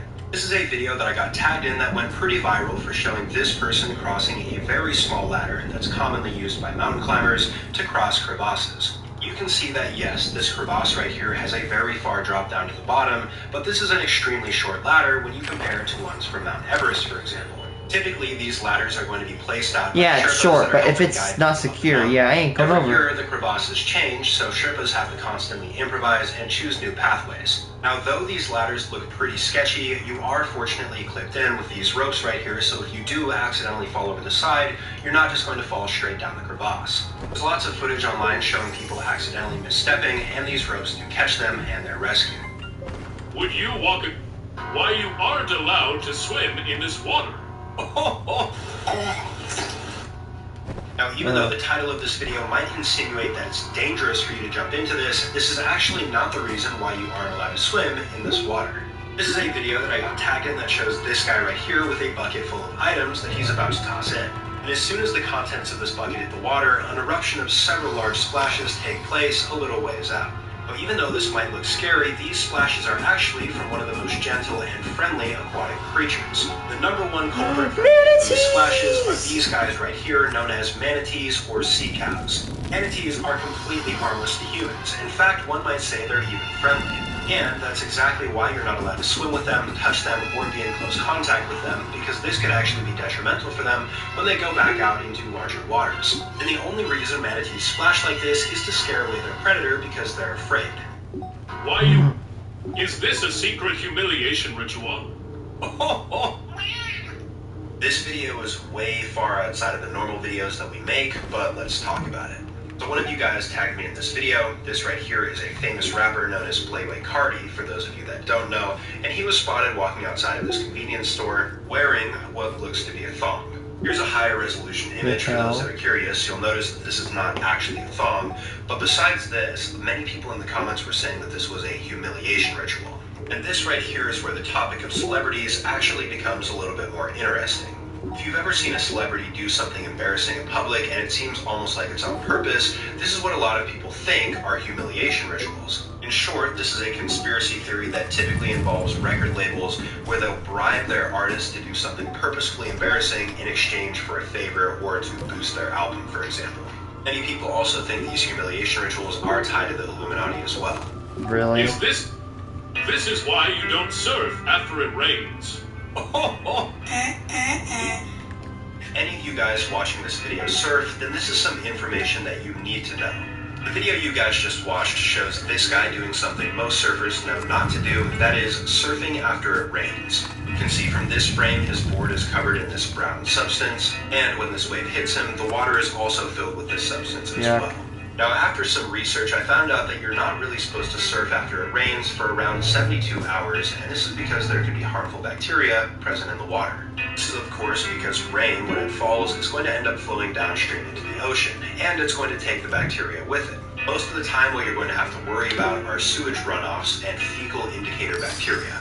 These, if you accidentally ingest them, can cause gastrointestinal illness, otherwise making you sick. According to this guy's video, he was saying that he was swimming in an algal bloom, which is also not a good idea. We've covered that in past videos. If you see this in the sand, just leave it alone. That's a little lizard. If you're ever walking in the Of course, Sahara leave him Desert alone. and There's you see nothing really markings good that look comes like from this in the sand, then you touching should them. probably just leave it alone. Yeah. This is a TikTok video that I got tagged in that was recorded in what I assume to be the Sahara Desert, and right here you can see this guy's discovered these markings in the sand. He then grabs this portion of the sand right here and comes up with a very cute small lizard known as a sand skink. Sand skinks are native to the Sahara Desert as well as the Arabian Peninsula, but people do commonly have them as pets as well. Now, one of their most notable characteristics is the fact that they like to hide themselves in sand and almost are able to swim through it. This has earned them the nickname of sandfish. In their wild habitat, though, there are only a couple reasons why they would be burrowing themselves in the sand and why you shouldn't disturb them. Sand skinks will either bury themselves to protect themselves from the heat or from predators. If you see this in the sand, would you try this sport for $1 million? What are you doing? You You're probably just as confused as I was when I first watched this video, but don't worry, I've got the full scoop here. This video that I got tagged in shows two guys slapping each other and obviously competing against one another, but there's no context. There's moments where they'll take a break, and they'll resume and start slapping each other again, even harder than before. So first and foremost, this sport right here is known as slap kabaddi. Rules here are very simple. You slap your opponent until one of you guys submits. Obviously, one of the biggest rules is That this is seems only painful open hand. and it's to a Do not point ball your fun. hand up into a fist. According to some sources, every open slap is going to be counted as 1 point. However, if you defend or evade the attack, then this cancels out that point from your opponent. There's also a really big misconception that these videos are being recorded in India. However, this is not the case. They're being recorded in Pakistan. Would you try the... If these are on your house, there's nothing you can do. Oh, money! Unfortunately, guys, this is one of those situations where the caption is correct. If these are on your home, you're not going to be able to get them off until they decide to leave. This clip right Mayflies? here shows a residence completely covered in an insect that many of you guys are probably very familiar with, Mormon crickets. Mormon Of course, these crickets? are not actually crickets, they're katydids, and one of the most annoying things about them is sometimes they will migrate, and when they do, they create these massive swarms here that can be an absolute nuisance. Now, usually these Mormon crickets are very solitary animals. However, in some circumstances, they will swarm and migrate together. This usually occurs when they run out of resources like food, or if there's an excess of predators in their area that are consuming them. Usually this is going to be something that you'll see in more western states, especially Utah, which is where they get their name Mormon crickets. If this is not what you think it is. I know that many of you guys probably thought that this was ground beef this person was spreading on their wall, but it's not. This is a TikTok video that I got tagged in that has little to no context, and it shows this person spreading a pink substance on their wall. Looks like There's those, really like, no rhyme or eggs reason as to what this is in the here, so snail. let me explain. This substance is something known as fiberwall.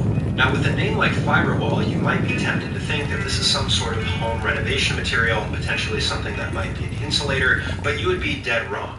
Believe it or not, this was popular around 2 to 3 decades ago, and this became popular for its cosmetic appeal.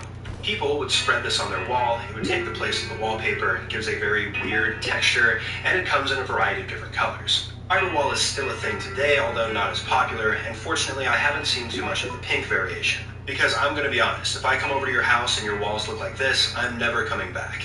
Swimming in this river is a death sentence. Oh, look at those alligators. Yeah, I'm sorry, but there would be no amount of money that you could possibly pay me to get me to jump into this water willingly.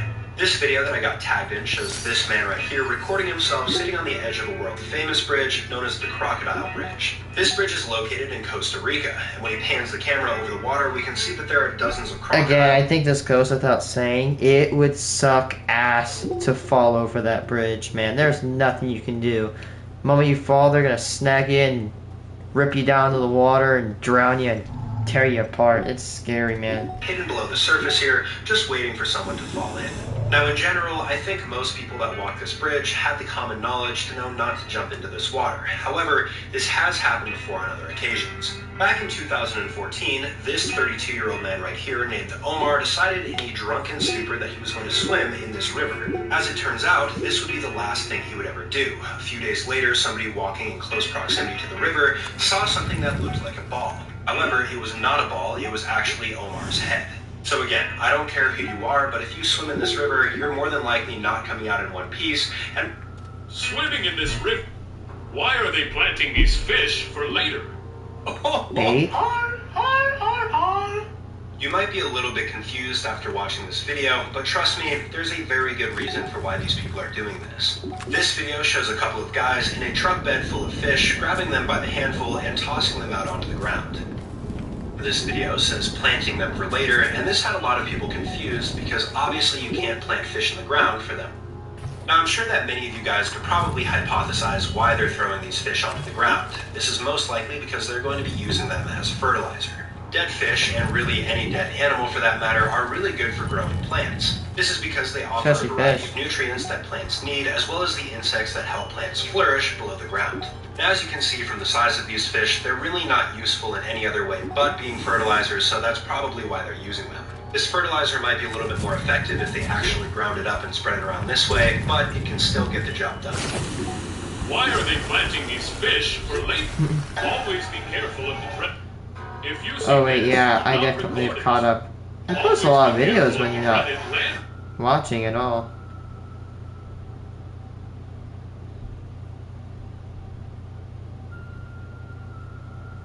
Scariest under.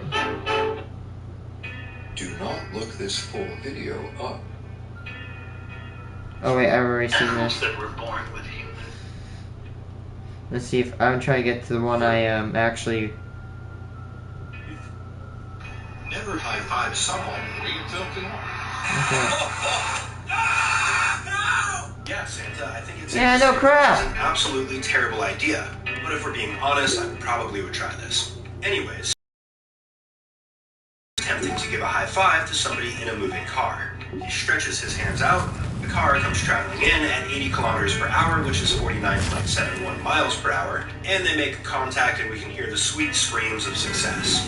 Now, obviously the reason that you don't want to do this is because your arm can get damaged. Now, you might be wondering, how fast would you have to go in order to sustain a broken bone? While doing research, I stumbled across this study right here referring to the radius bone, and as it turns out, it takes around 23 meters per second to get a broken bone here. This is around 51 miles per hour. So this guy doing this challenge here, going at around 49.71 miles per hour, is very close to that threshold. But the thing is, with an awkward hand placement like this, it wouldn't be out of the question for this to have broken his radii. Owie. This is the sound Of death. Uh-oh. Dude, that shit right bad. there is the sound of death. This video right here shows a bulk cargo ship traveling in relatively stormy waters, and at first everything seems fine. A few seconds later, this older cargo ship ends up taking a wave that it can't handle, and the ship straight up splits in half. The ship that was in that video was the MV Arvin, a Ukrainian bulk carrier ship, and the location in which this video was filmed was in the Black Sea. This ship, of course, did end up sinking, and despite numerous mayday calls coming from the MV Arvin, it was extremely difficult to rescue the people on board because of how heavy this storm was. This clip right here, recorded in 2021, shows the wreck of the MV Arvin, and as you can see, this thing is completely split in half pretty much. Ooh.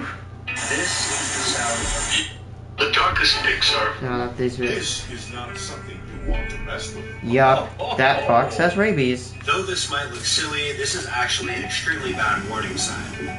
In the video that I just showed you, this fox was licking a glass door and putting its teeth up against the glass door. While this might seem quite silly, this is actually a sign of rabies. And if you don't know much about rabies, let me tell you why this is a bad thing. Rabies is one of the oldest viruses that us humans know. It's existed for about 4,000 years, and this virus is extremely deadly. Rabies is also known as hydrophobia, which means that you're afraid of water. This is because anything that's infected with rabies is unable to drink any type of liquid. It'll end up spitting it back out. Also, 99.9% of the time, rabies is fatal. This means that if you show warning signs of rabies, you're pretty much already dead. It's also primarily transmitted through bites from infected animals. Most of the time, these are bats, skunks, raccoons, or foxes. This is not. This crab is living a horrible life. Oh, poor guy. He's stuck in it. So obviously, most people love the taste of crabs, but by the end of this video, you might actually end up doing bad for them. This was a video that had quite a few people perplexed. We can see that these crabs right here are packaged and ready to be purchased. The thing is, these crabs are alive though, and this one actually ends up busting out of the package. This prompted many people to commend the crab on its fighting spirit, but here's the thing. All of these crabs right here are still alive, and this is for a good reason. When cooking crabs, or really any type of shellfish, most of the time people are going to end up cooking the crabs while they're still alive. The reason is there are certain toxins and bacteria inside of crabs, and when they die, this releases very rapidly. You only have about a 15-minute window to cook the meat, otherwise you risk getting food poisoning. And if you've ever had seafood poisoning, you'll know that it is not a good experience. Some households, when cooking crabs, will even let them roam around before putting them in the pot. This crab is living a horrible life. Imagine this happening to your head.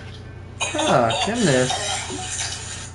This guy's really out here asking, is this okay? No, man, absolutely not. So this right here is a TikTok that I was tagged in where this guy can be seen straight up missing the skin from his palm. What's even crazier is the skin that's missing from his palm is sitting right here on the hood of this car completely intact. Like, this right here is absolutely not normal. After some research, the best conclusion that I could come up with for what caused this is something known as keratolysis exfoliativa, which basically means excessive exfoliation of skin. Now, typically, this is what this ailment is going to look like. It's not going to be too extreme. But if you look this up, you can find a lot of really extreme photos of this. I can't show them here because it's probably a little too graphic. Keratolysis exfoliativa can be caused by a variety of things, but one of the most common ones are chemical burns. And obviously, the deeper into your skin this chemical seeps, the worse your skin is going to peel. Imagine this happening to your head. Sorry. This old invention is exactly what it looks Nope, not going down that one. boy just saved the I've seen that one before. why you should never eat. If you see bubbles in the water, get out. That's probably aerated water. Yeah, if you guys are in the water and you start seeing bubbles, it's usually a good idea to get out. This is a TikTok that I was tagged in where this worker can be seen cleaning out what I assume to be a drainage canal. And partway through this clip, this man notices very strange bubble formation traveling towards him. This prompts him to get out of the water, and quickly. Now, you might not think anything of these bubbles. However, this is pretty normal behavior for male alligators during mating season. One of the ways they attract a mate is by blowing bubbles. And when we cross-compare an image of these bubbles right here that are also moving with these bubbles right here, which have been confirmed to be created by alligators, it looks pretty similar. Alligators are typically not very aggressive towards humans, and attacks are very few. However, alligators are much more aggressive during mating season, and being in the water during this time is a little bit more risky. If you see bubbles in the... This deer is already dead, it just doesn't know it. The classic IUK Sterling meme. I'm about to absolutely shock you guys with this information right here. Deer can actually swim, and they can swim extremely well. The video clip that you guys watched at the beginning of this video was recorded on what looks to be the strait of some sort of ocean. Way off in the distance right here, we can see the antlers of a stag. Many people in the comments on the original video were pretty concerned about the well-being of the deer, seeing as it's out in the middle of the water.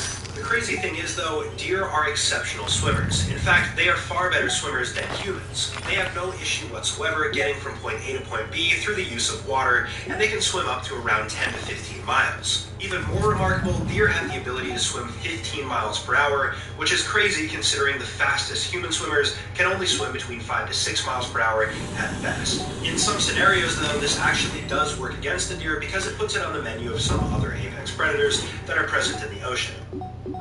This deer is already dead. I've had a it deer just drown in doesn't my know. pond. Doing this to your friend. Swimming in this water could unalive you. You definitely don't want to do what these guys are doing. These guys found an abandoned mansion with a pool in the backyard. Yeah. So they decide to cool off and jump into the water. But this is a really bad idea. Let me explain why. Germ. First off, warm, fresh, stagnant water, which is water that's not moving, is very dangerous. In Wonder order to keep why. a regular pool safe, typically you have to deploy different chemicals that kill things that are living in the pool, like infections or amoebas. This pool, seeing as it's not taken care of, would be the perfect breeding ground for the brain-eating amoeba. These amoeba really like to grow in stagnant water, which is exactly what that pool was. These guys typically will enter through your nose and then get past your blood-brain barrier where your immune system cannot kill them. After this, they start to consume your brain, your body can't do anything about it, and you're left to slowly wither away into nothingness. He might have had a little bit of extra protection if he had kept his nose shut. However, you can see this is not what he did. Worst things people have. If your burger looks like this, do not eat I've it. seen this one before. If you Oh my god, not these type of videos. I'm gonna... What happens when a woodpecker loses its beak? What? Well, Santa, I can tell you right now, this would not be good news for a woodpecker. This was a viral video that was posted to TikTok and it had around 11 million views. In this video, this woodpecker can be seen pecking this tree, and a few seconds later, its beak seemingly just comes completely off. The woodpecker then appears shocked and it seems like it doesn't know what to do. Now, I'm just going to tell you guys right now, this video is 100% edited. Woodpeckers breaking their beaks is something that's extremely rare, and when it happens, it's definitely not going to break perfectly like it does here. This right here is an actual example of what a woodpecker's beak might look like if it gets broken. And this is really bad news for a woodpecker. To put it simply, a woodpecker without a beak will starve to death. When they're on these trees making holes with their beaks, what they're typically doing is looking for food. They then use their tongue, which is seen right here, that goes all the way around, to get in deeper and get the insects. Yeah. What happens? Always check your baby's mouth before sleeping. If you're a parent, then you probably already know this, but if you're not or soon to be, then this is an important video for you to watch. This TikTok video right here shows a baby fast asleep. However, the baby has something in its mouth. So presumably the parents of this baby end up working this piece of food out, and finally the baby wakes up and relinquishes it. Babies oftentimes have the tendency to fall asleep while eating. Most of the time this is going to occur when a baby is consuming breast milk, because this releases oxytocin, which makes you feel good and you fall asleep. However, this can also happen with solid food, and obviously when this happens, this puts the baby at very high risk of choking and passing away. With that being said, in a situation like this, for example, where the baby is falling asleep at the dinner table, it's always a good idea just to open the baby's mouth and double check to make sure there's no food left over. Fortunately, even though this could have been a very bad situation here, this parent caught on and noticed that the baby had something in its mouth. Always check your Good baby's parent. mouth before I Listen. never even thought about that. If this creeps you out, here's the reason why. Ah, it's like it's always looking. Oh, this is the first with the mask. This right here is a classic case of the uncanny valley. This is a TikTok video that's gone super viral pretty recently, and that's because it's quite creepy. This guy is walking in the dark and sees a lady that looks somewhat normal. However, when he gets closer and we can see her face, we can see that something isn't quite right. This doesn't really look human. Now, of course, this video right here is staged and this is makeup, but this is a perfect example of the uncanny valley. The term uncanny valley was coined back in the 1970s by this Japanese roboticist right here, Masahiro Mori. The uncanny valley has everything to do with robots, and it states that the more human-like a robot is, the more that people are going to like it. But the valley here is when it comes close to being human-like, but it's not quite there. And this is what makes people weirded out when they see nearly humanoid robots. This robot is a perfect example because it has a human face. You can tell that it's trying to be a human, but it's not quite there, and that might creep you out. If this creeps why you should never swim in the river Ganges. I've seen this one. This man must have a death wish. What's he doing? It's harpoon This guy gun. is doing something that you should never do. In this video, you can see that this man is preparing to go spear fishing, and he's got his spear gun out of water. He then proceeds to raise it and then discharge the spear gun. If you've never been spear fishing before, you might not know what's wrong with this picture, but let me explain. Firstly, spear guns are used to hunt fish. With that being said, spear guns are designed to be shot in water where the liquid is obviously much more dense than the air, so it won't travel as far and be as dangerous. This means that if you were shooting a more powerful spear gun, the recoil likely would have come back, striking him in the face. Fortunately, that didn't happen, but this is what did happen. Certain spear guns will have a rope and a reel attached to it, so when you shoot it in the water, you can reel it back. When you shoot it outside of water, though, because of how fast the spear goes, this kind of acts like a rubber band, bringing that spear right back at you. This man Owie. must have... Never put hydrogen peroxide on a cut. Okay, man, I've been tagged in this video enough. I'm going to make a breakdown of this and why this is not such a good idea. The original caption for this video says, never put hydrogen peroxide on cuts. It shows this guy with a small abrasion on his hand, and he's pouring a small capful of hydrogen peroxide on top of it. We can see a bubbling reaction of the hydrogen peroxide, and then this guy making a strained face, acting like he's trying not to scream. Now, first and foremost, hydrogen peroxide does not hurt when you put it on your cuts the same way that alcohol might. So this right here, just for the memes. Another huge misconception about hydrogen peroxide when you put it on your cuts is when it's bubbling like this, that means there's an infection. This is really not the case though. Hydrogen peroxide bubbles on all cuts regardless of whether or not it's infected. Probably the biggest misconception of all is that putting hydrogen peroxide on cuts is helpful. It's actually not helpful at all, and it delays the healing process because it damages the tissues first. Huh. If you see this in your house, don't kill it. That was a weird looking spider. Alright, guys. I'm gonna just need y'all to hear me out for 1 second. This is a clip that I was tagged in on TikTok where this guy is playing with this very strange looking creature. Kind of looks like one of the monsters from Harry Potter. Now, while this creature looks very freaky and looks like it's attacking and being aggressive towards the cameraman, this actually isn't the case. What we're looking at here is known as a whip spider or a tailless whip scorpion. These guys can be quite large, as you see from the scale of this whip spider on this guy's back, but they're actually not dangerous at all, and they make really good pets. Whip scorpions also eat a variety of different pests that you might find in your house, like crickets, cockroaches, or spiders. So if you were to find one of these whip spiders in your house and you kept it as a pet, you could easily find these pests and feed it to the whip spider without having to worry about it. Also, these appendages right here are not meant for attacking. These are more so meant for carrying water to the whip spider's mouth. Would you do this job for $1 million? Maybe I'm dumb, but the spider doesn't look venomous. 100% without a doubt, hell yeah, I would.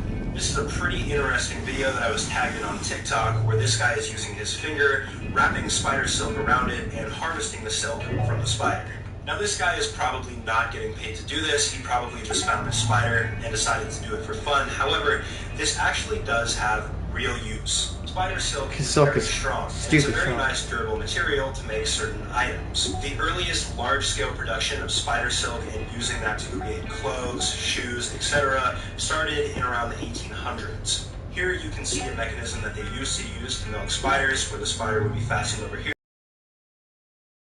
until the spider had all of its silk removed. And here's a photo of an old piece of clothing that was crafted using spider silk. You can see it's still holding up just fine. Even in today's world, we have Adidas making shoes out of spider silk. Would you do this job Yeah, for isn't $1 it million? at least 10 times stronger than steel?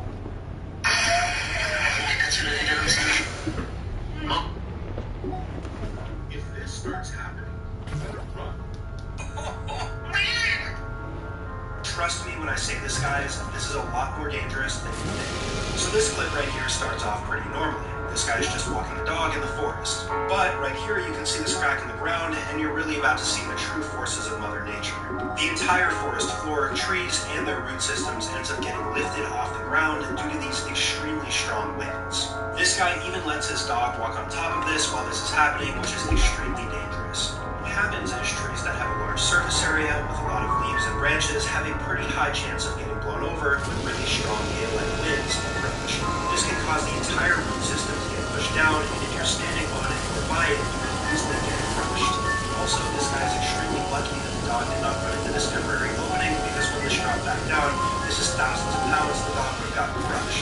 On top of this, there was weather alert present in this region, so this guy should definitely not have gone out. Is this a case of human rabies? What the hell? Okay guys, I can't ignore this video anymore. I've been tagged in it hundreds of times, so I'm going to give my input. This video has been going super viral on TikTok over the last 3 or 4 days with around 70 million views. And in this video, these people run into this guy acting very strangely, almost animalistic, walking around on all fours, being very aggressive. And when we get a closer look, he almost looks like a zombie. This led many people to speculate that the guy in the video might have rabies, which is one of the oldest diseases known to man, has an over 99% mortality rate, and causes aggression. However, this is more likely what rabies is going to look like in a person. This was an actual confirmed case, and as you can see, he's irritated, but not super aggressive. It's impossible to know without actually being there, but if they did just randomly stumble onto this guy, then he could have rabies. But personally, if I'm being honest, I think that this video is fake and meant to elicit a response. Yeah, it does look fake. Would you stick your tongue in for $1 million? Yes. It's gross. Oh, 100%. Easiest one. Dude, people have a misconception that, dragon, what do they call, like, Venus flytraps, yeah. That they're very hard to open. I've literally stuck my finger in one of my, I used to have one. I stuck my finger in it, they don't grab on. If you're a little tiny fly, that's like a hydraulic force shutting. But for a human, that's literally like a walk in the park. It's not really that strong. If you take your finger in it, you're going to basically be able to get it out easily. I don't recommend doing this because the Venus flytrap will be like that for probably like 2 weeks, and it denies a source of food for it. $1 million I'll ever make. This is a super interesting video that I was tagged in on TikTok where these people are doing a challenge to see how long they can stick their tongue into a Venus flytrap. Venus flytraps are those creepy looking plants that look like they have teeth. They typically eat different insects, and you can buy them and have them around your house. These plants are very special and unique in that they're carnivorous, meaning that they eat living beings instead of just photosynthesizing like other plants. But while these Venus flytraps have the ability to digest different living things, how well would they do against your fingers or your tongue, for example? Well, scientists have fed these Venus flytraps small pieces of dead skin from their hands, and typically it takes about a week for them to digest just a small piece of skin. With that being said, it would take even longer to consume something like your tongue. Exactly. This is exactly what it looks like. Oh, the sea cucumber.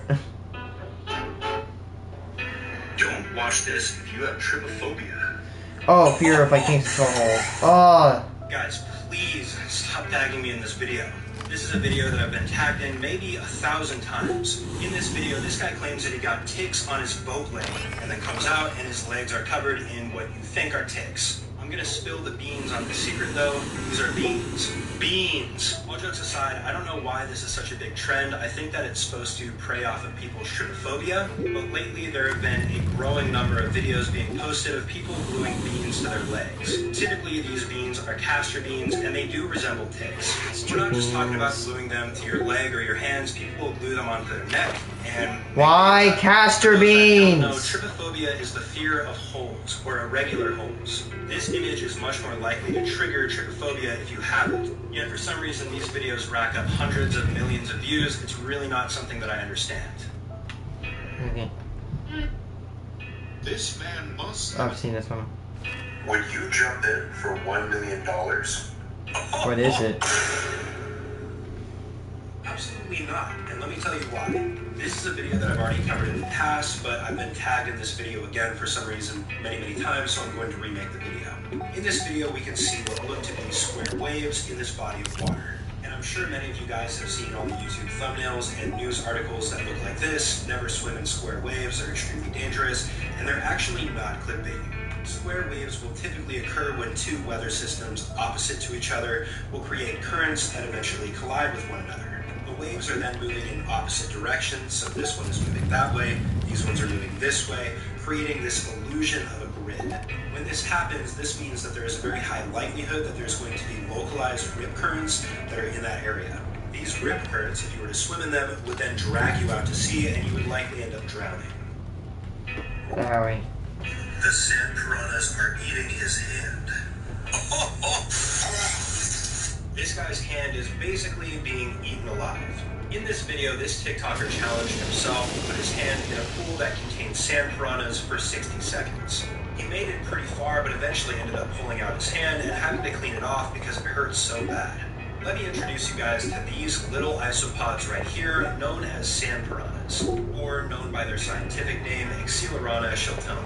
These guys are related to the beloved roly-polies that we used to play with as kids, except they're not so nice. Typically, these guys travel in groups of roughly 1,000, and they'll eat anything in their path along the beach. Most of the time, their preferred source of food are fish that have been washed ashore that are already dead. However, this doesn't stop them from taking a bite out of you every once in a while. And while they're not venomous or inherently dangerous, they definitely still hurt. These guys have also more frequently been popping up on the coast of California. The sand piranha. If you see this in your home, you must kill it. Alright guys, I know that this guy looks pretty cute, but these guys in large numbers can be pretty annoying. In this video, this person was just minding their business when they noticed something that kind of looked like a piece of dust walking on their desk. So they recorded it, discovering that it was in fact alive, and they were wondering what this is. These insects are known as woolly aphids, and they're not very dangerous, but they are kind of a nuisance. First off, these aphids are typically found outside, so it's pretty surprising for you to find it in your home, but these guys like to live on certain plants, specifically trees. This right here is what they might look like if they were hanging out on a tree, and this white substance right here that they put onto their body is actually just there to help them stick to the tree as well as float in the air. By themselves, these guys don't do that much damage to trees. But where they become annoying is with what they secrete, known as honeydew. This is a very sugary and sticky substance that attracts other pests that you don't want, and it also coats things, making it very unpleasant to touch. If you see this in your home, you must kill it. Those things look weird. Why you should never pop your scalp. As it turns out, this is a trend that you really don't want to do.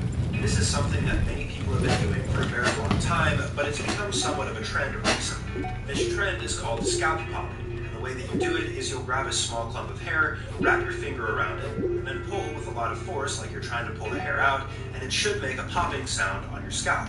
A lot of people have been doing this because they claim that it eases your headaches or it eases your coughs, but there's no good scientific evidence to support these claims. And really, what it is that you're doing when you're scalp popping is pulling connective tissue off of your skull. Literally off your skull. Specifically, not the good. connective tissue that you're pulling from your skull is this one right here, the Galea aponeurotica. This is a very fibrous tissue, and by pulling this off of your skull, you risk injuring it, potentially building up blood on the inside, or tearing your scalp. Yeah, not good. Look for you guys to see the angle. Why you should never pop your scalp. My dad almost died from having fluid in his head. Don't let it bite you. Oh, that's a parrotfish. This is one of those incidences where the fish that you pull up that looks like it would bite you actually would. This is a TikTok video that I was tagged in where these people are recording a fish that they pulled in while fishing. Everything looks normal about this fish until they turn it towards the camera and we can see these pair of fangs right here. Looks like a very parrotfish to me. Mouth. This particular fish is known as a red-toothed triggerfish or a vampire triggerfish, and it's commonly related to the fish that people compare Travis Scott to. These triggerfish have a pretty widespread habitat, but specifically they're going to be found in the Indo-Pacific Ocean or in the Red Sea along the coast of eastern Africa. Now the main thing people notice about this particular triggerfish is the mouth and the teeth that the mouth contain. And let me tell you, they put these teeth to pretty good use. The red-toothed triggerfish is very territorial, and it's extremely common for scuba divers or snorkelers that are getting too close for it to take a bite out of you. And with teeth that are designed to break hard shells, it hurts pretty bad. Yeah, I know that.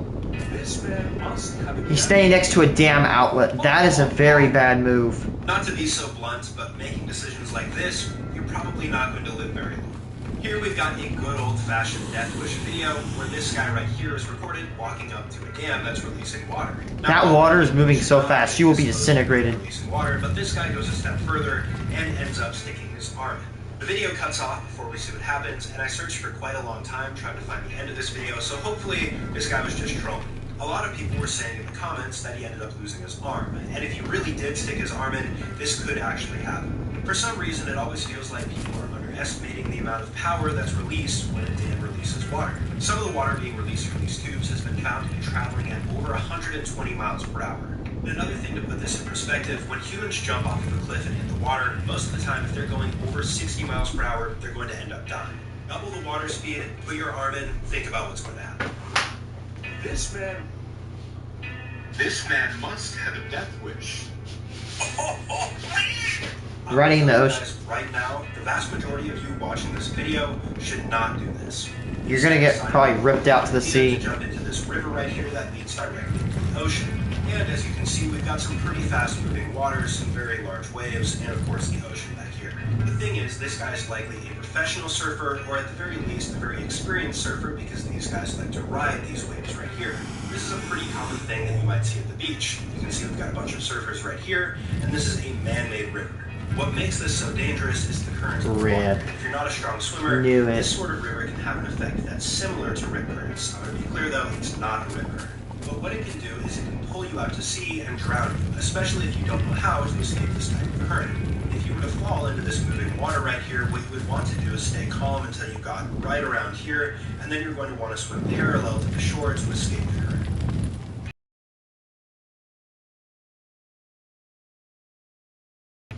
Drawings. Doing this could kill everyone on the train. We're putting rocks on the Yeah, track. Santa, you're not wrong. And on top of that, doing this is extremely illegal. But this right here is a TikTok video that I was tagged in that was recorded in India. And in this video, These guys can be seen working on a railroad track where they discovered some rocks covering the rails. A little further down the track, they discovered even more rocks, and these were either placed here intentionally to derail the train or just to crush the rocks for fun. Even so, placing things like rocks on a railroad track can be extremely dangerous for the people inside of the train. Now, obviously, the larger the object, the higher the chance of the train derailing. And in some cases, it won't even matter because trains might have this, called a cattle catcher, but this also bumps stuff off the tracks. And apparently this is becoming more and more of a trend in India, with people attempting to derail trains with rocks like the one seen in the photo behind me. Now the good news is, most train derailments don't look like this, and oftentimes they don't result in death. Doing this, Yeah. would you jump in for $1 million? Look slick. Look, I know you're tempted to say hell no, but let me tell you why I would. In this That's a video, good tiger you can see shark. this lady is kayaking in the ocean, and this massive underwater creature swims by. You might have also noticed this creature does have a fin, and it is indeed a shark. But if I had to choose to swim with any shark, this is the one I would choose. Is that a to whale swim. shark? The shark that she encountered is A known basking as a shark. basking shark. And while these guys do look Oh, crazy, this is they're annoying. actually not dangerous to humans in any way whatsoever. You might think that due to the size of the basking shark's mouth that it might be eating large prey, however, it's the exact opposite. The mouth of the basking shark almost acts like a net and catches very small animals like zooplankton, larvae, and shrimp. Even accidentally, there has never been a single report of a basking shark swallowing a human. Besides this, their throat is far too small to fit a human in there. Would you ever try to stop a rolling steel coil? Yeah, that's how you die. I don't know if this guy thinks he's the Hulk or what, but this is a terrible idea and a really easy way to get yourself rolled out like a tube of toothpaste. As you guys saw in this video, we can see a very large steel coil rolling downhill on a road. As it rolls further down the road, this guy takes it upon himself to get in front of the steel coil and Yeah, that's a way. That's how you die. It's not going to work whatsoever. Those things are heavy as hell. This guy realizes it and jumps out of the way. These steel coils, which are essentially rolls of solid steel, typically weigh between 7 to 15 tons, which is between 14 to 30 pounds. But it's still not uncommon to find steel coils that weigh up to 60,000 pounds. With the momentum that a steel coil has rolling downhill, you have no chance to stop it. And just to give you guys some perspective on the damage a steel coil can cause, this is from a steel coil falling around 3 feet onto a freeway. Completely busted through. Oof. This could have hit their head. That was close. Yeah, I'm not really sure what happened here, but whatever hit their sunroof probably was pretty big, and this could have been a lot worse. Probably a rock from one of those stupid teenagers that throw rocks over the edge. With a broken-in sunroof. And from a topographical view, it straight up looks like a bowling ball was dropped onto the top of their sunroof, so it's pretty shocking that this thing held up. The real question, though, that many people had is what is going on with this glass here, and the answer to this is very simple. When it comes to glass, there are 3 main types. Oh, it looks Real like glass, laminated. tempered glass, and laminated glass. When it comes to car windshields or sunroofs, these are very close to the driver, so these are typically made with laminated glass. Yeah, the This windshields involves are having a couple of much glass tougher. layers, as well as a plastic interlayer which will prevent it from breaking off into large sharp pieces, which obviously can be dangerous. This means when you experience an impact on your windshield or sunroof, the glass is not going to break into a million pieces, the plastic will still keep it together. Do not let this happen to your car. Oh no! They plugged This in happens to the your car, jumpers this is wrong. Extremely bad news. This video right here is a TikTok that I was tagged in where these 2 people are attempting to jumpstart a car. If you're not familiar with this process, this is when a car battery dies. You can use these right here known as jumper cables, connect them to the proper terminals, and jumpstart the car and get it running again. These guys ran into a pretty major issue though while attempting to jumpstart the car, seeing as these wires are completely melting and smoking. The melting of jumper cables happens relatively frequently, and it's extremely dangerous for you as well as your car. 2 of the most common causes here are faulty components or connecting these to the wrong terminal. Now in this case, if this starts to happen, recording is not the solution. What you need to do is disconnect the jumper cables. Don't use your hands though, because these are extremely hot. Instead, kick it off or grab a pair of gloves and quickly remove it. Do not let this happen to your car. That's disgusting. Is this blue fish meat safe to eat? What the heck? What in the world is going on with this fish meat?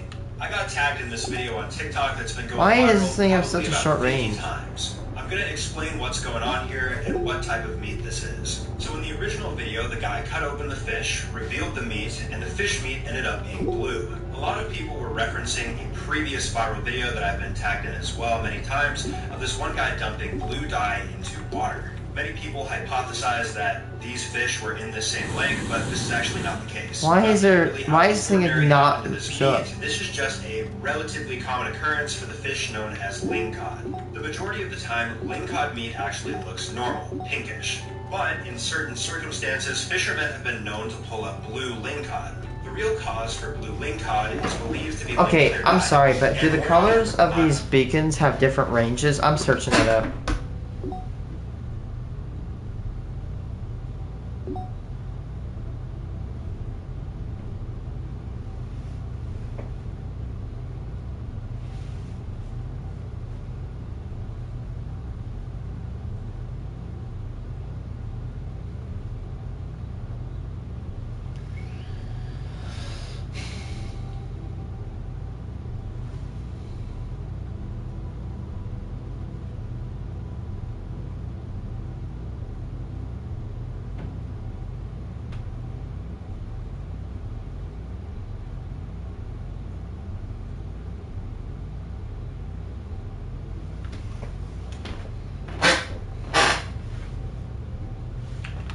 I don't know.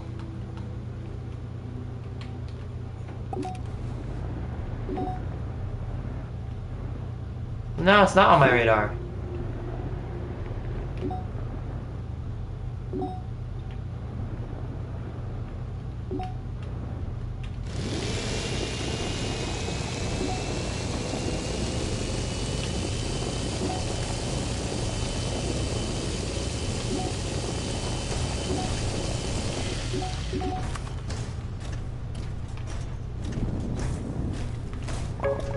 Oh.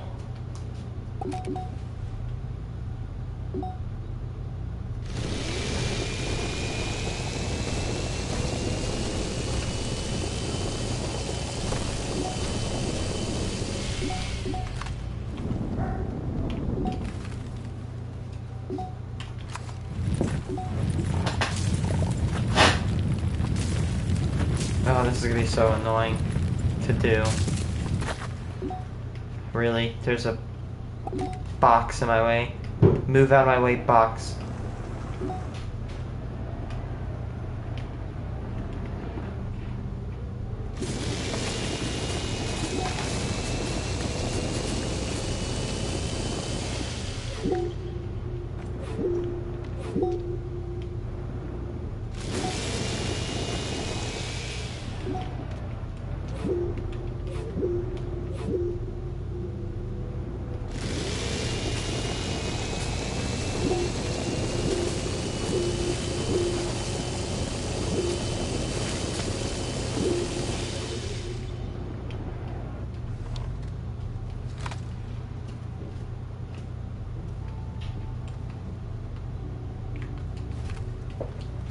I am going so slow and so inefficient right now.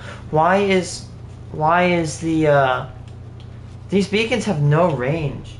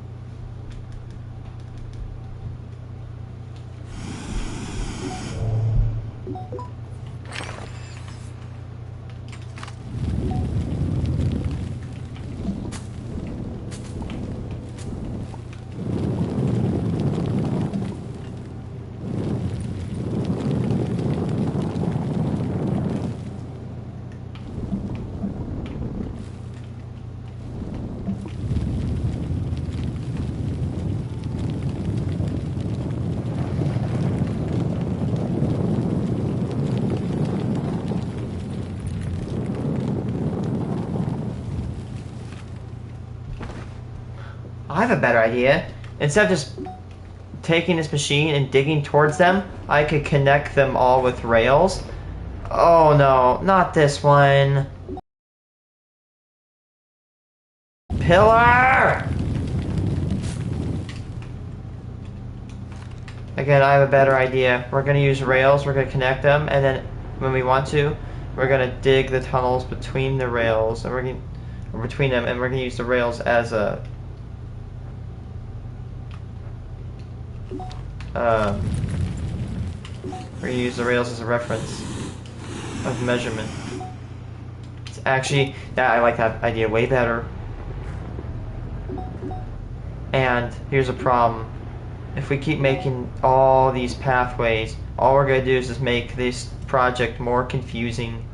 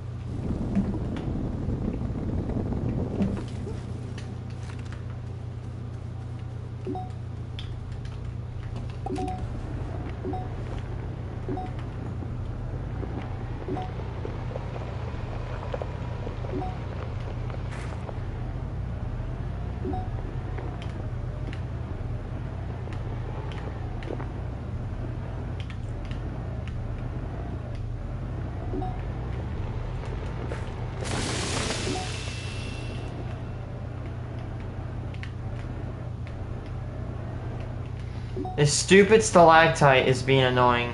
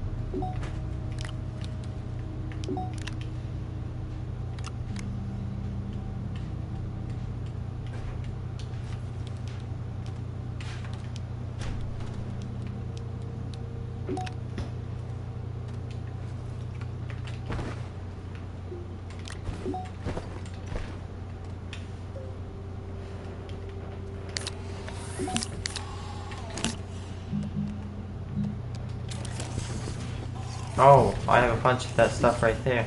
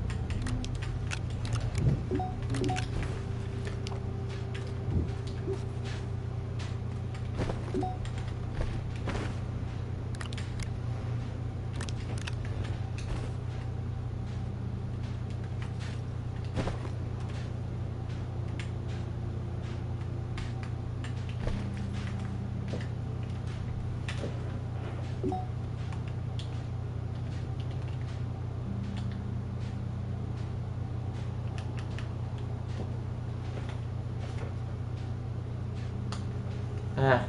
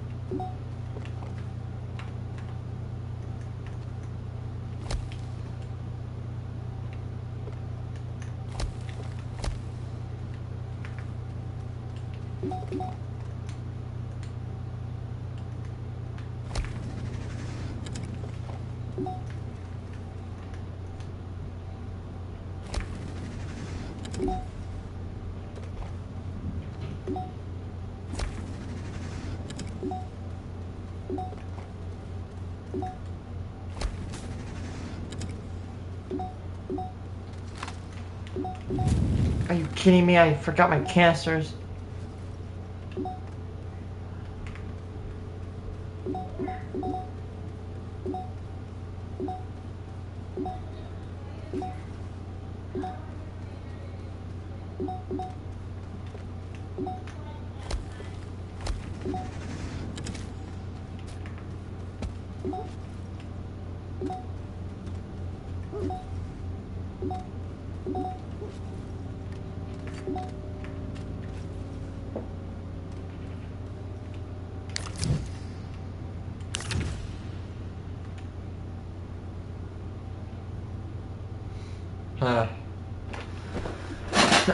Shoot. And my cord snag.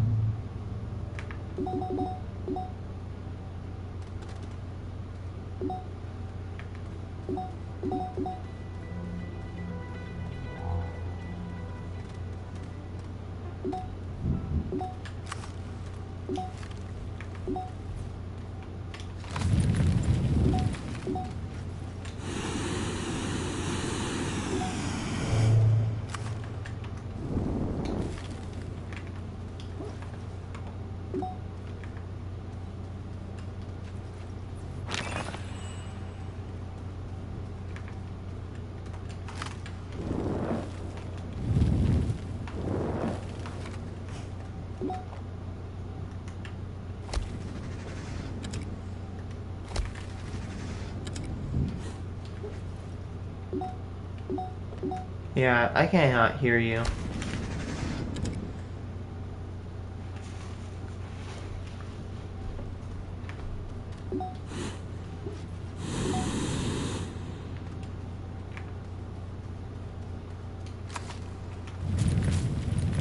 I'll try going over here.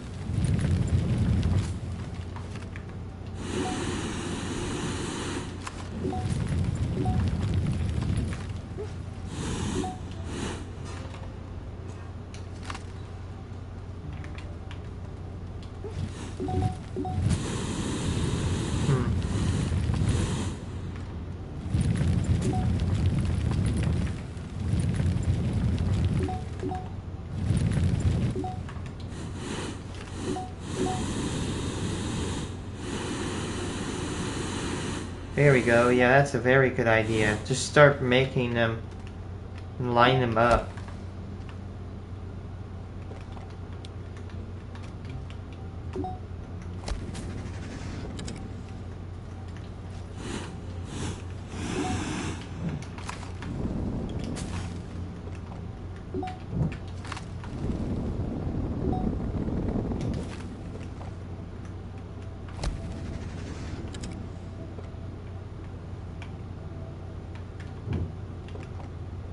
Stop forcing my camera to go up. I don't want my camera to go up.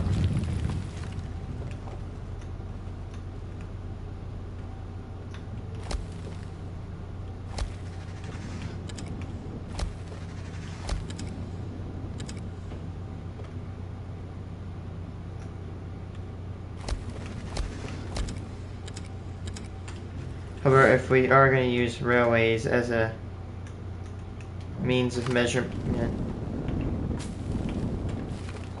I definitely better keep them straight as possible.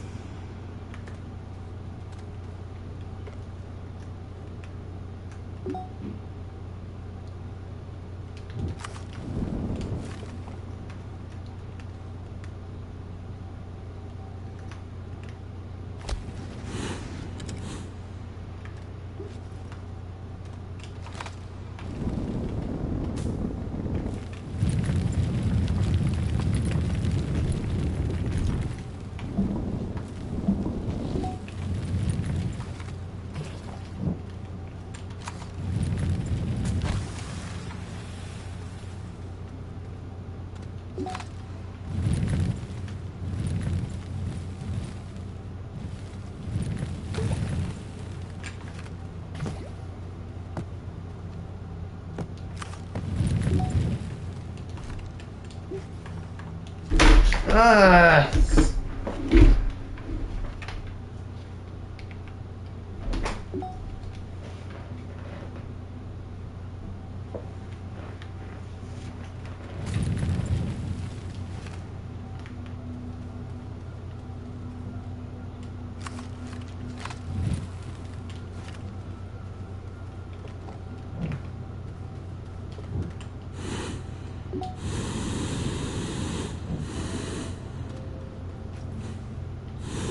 I'm in full support. Huh. Wait, I think I have a different idea. Hey, look, there's a Packard right there. We're low on hydrazine.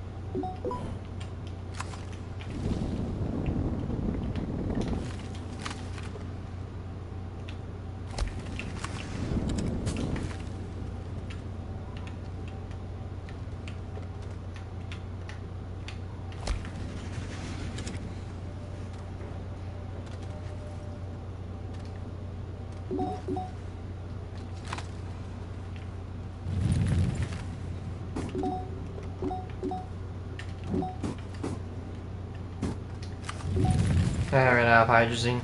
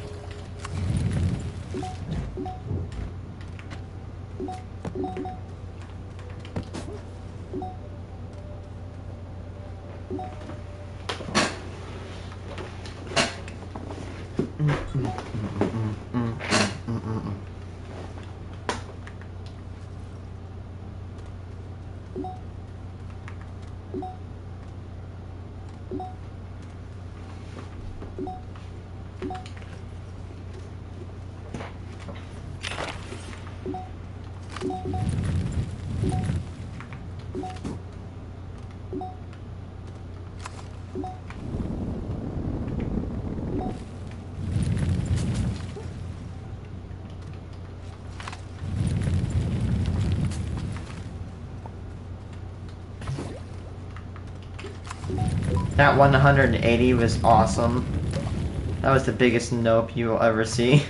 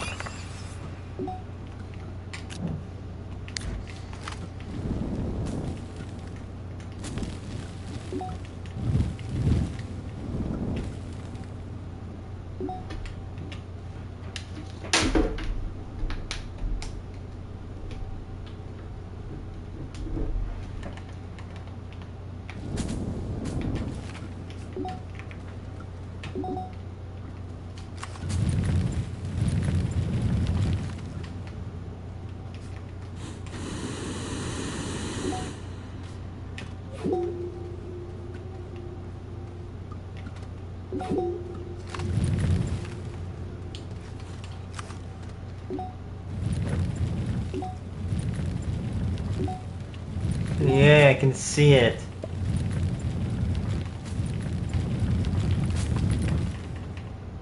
I'm not trying. I want to try not to mine Astronium.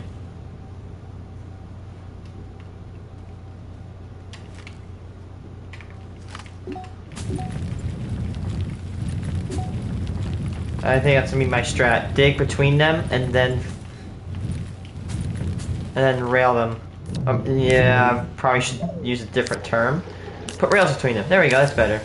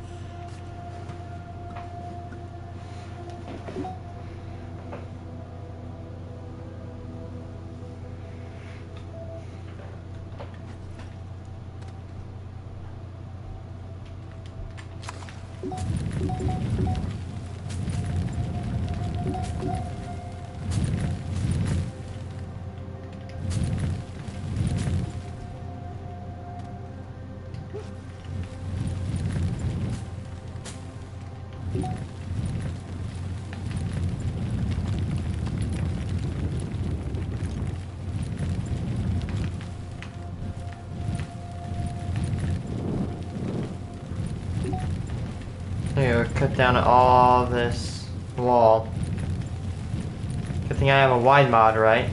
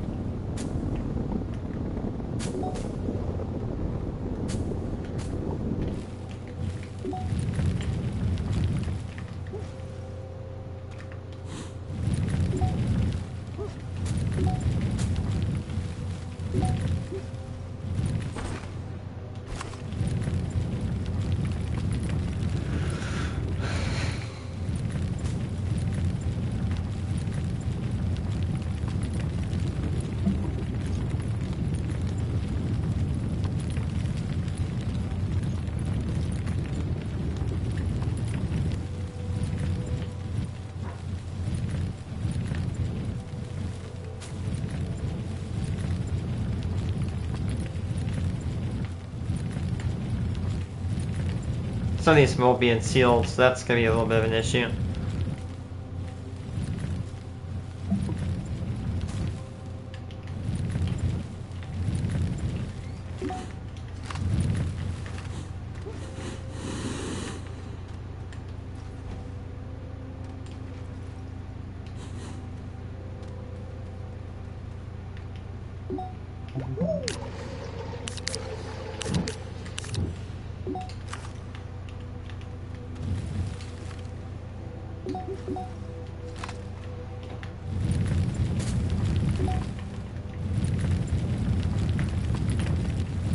And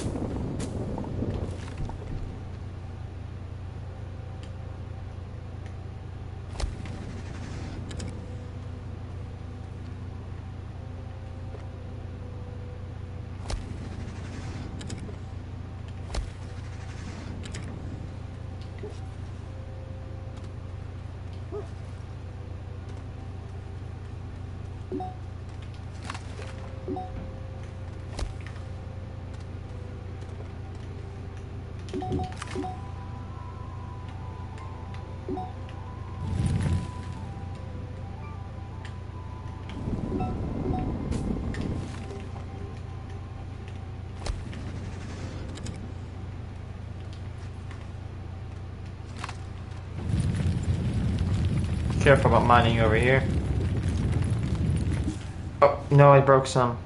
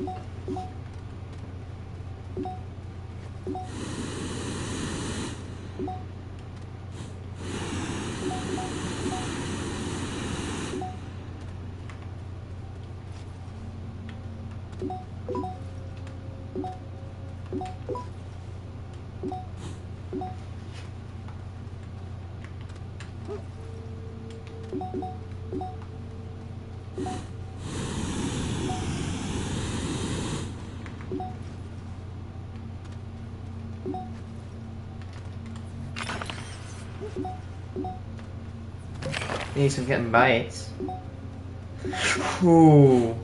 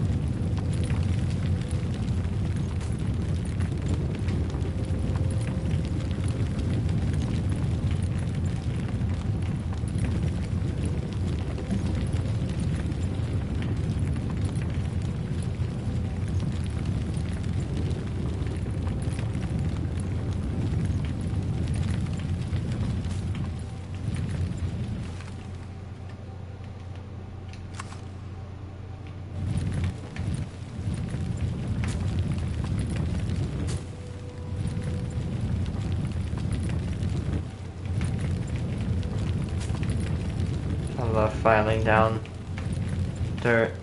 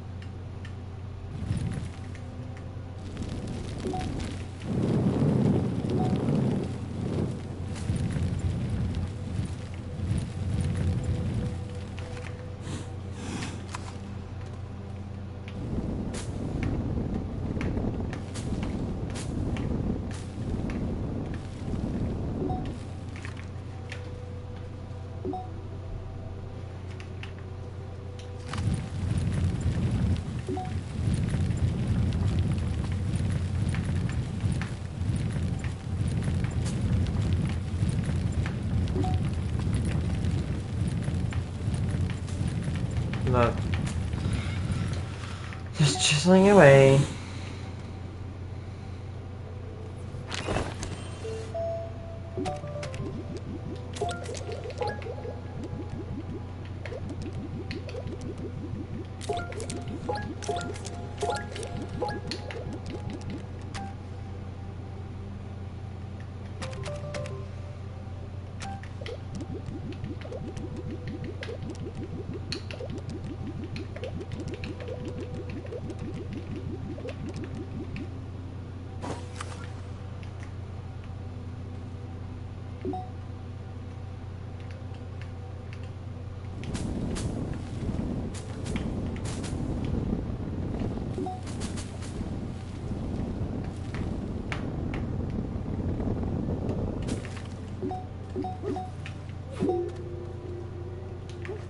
Oh wow, we're off.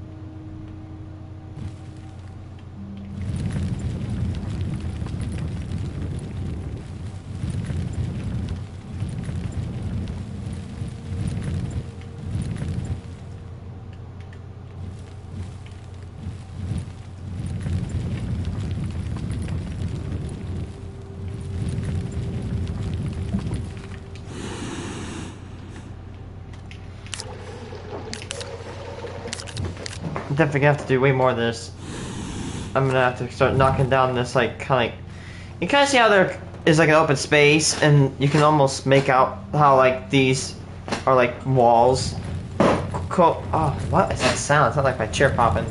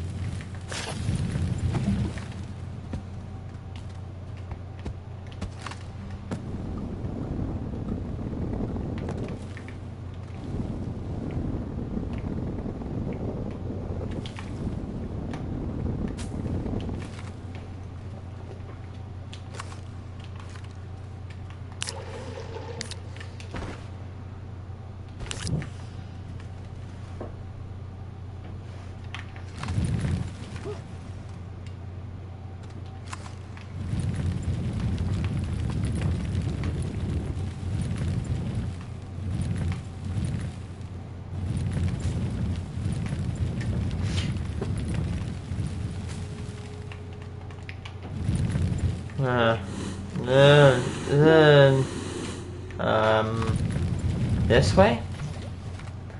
Are we on the right? Wait. Huh? Huh. Something tells me it's brick. Yep, I was right.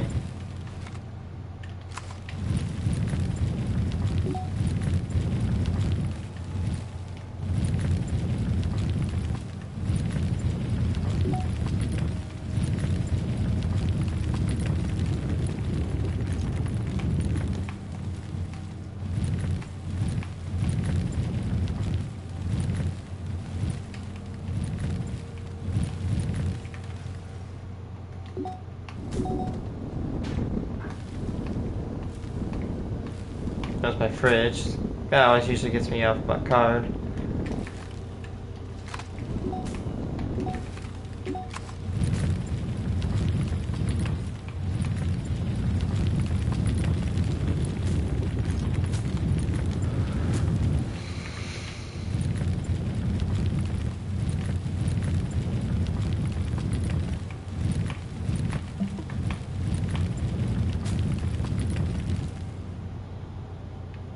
Uh-oh.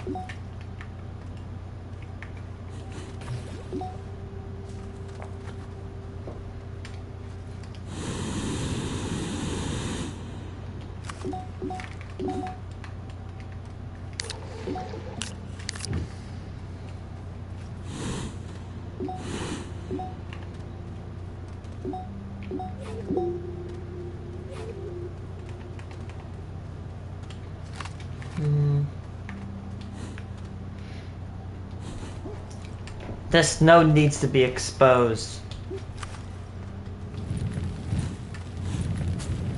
And get some more exposure, that way I can see it better.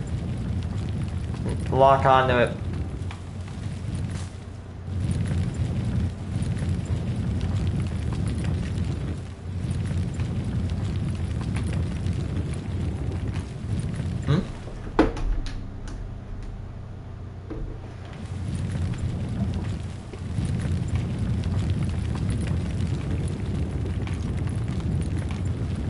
Hematite. Don't see it usually on the outer core surface. Makes sense that it's actually on the roof. Wonder if we're high up.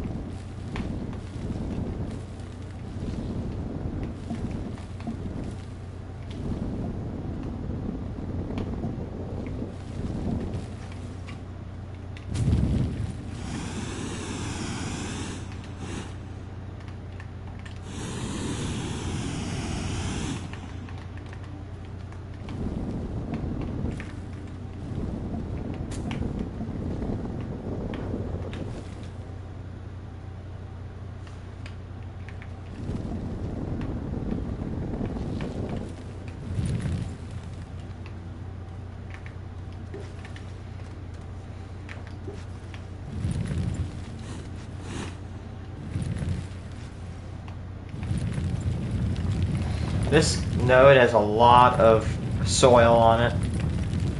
Okay. get some effort, put some effort in digging it out.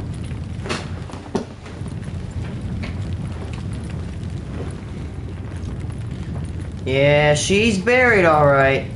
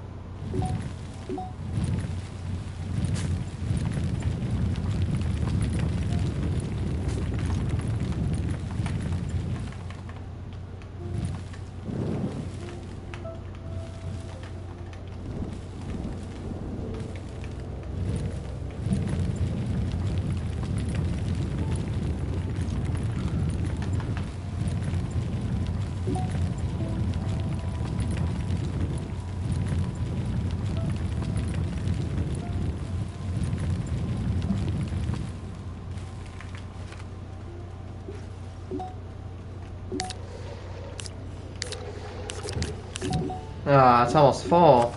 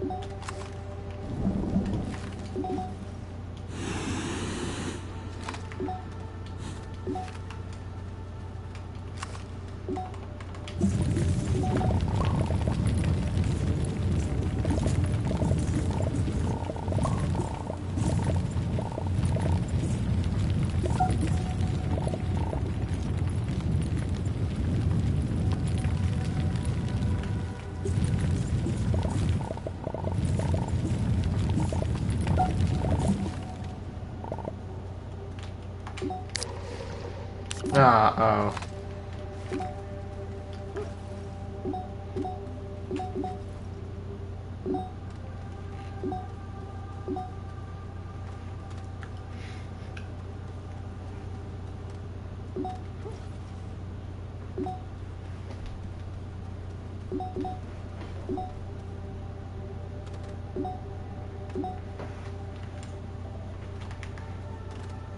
Hmm?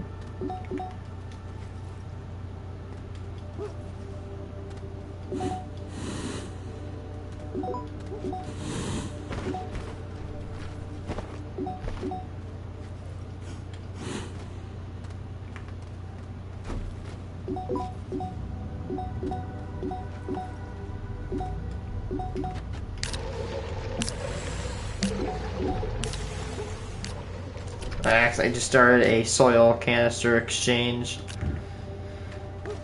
Look, it's filling it up. Yep, it got transferred.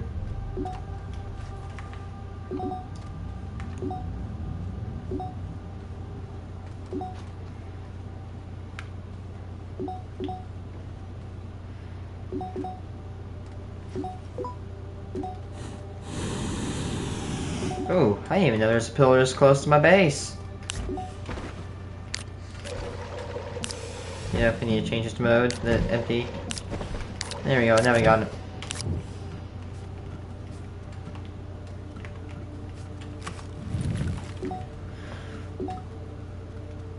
You know what? We need to help. I need to get a friend. Here, back. I'm gonna go get my friend.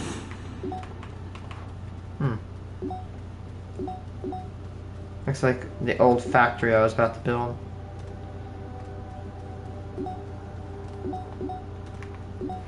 This base is slightly confusing. Good thing I don't have any other actual friends down here because they'd be like, what the hell?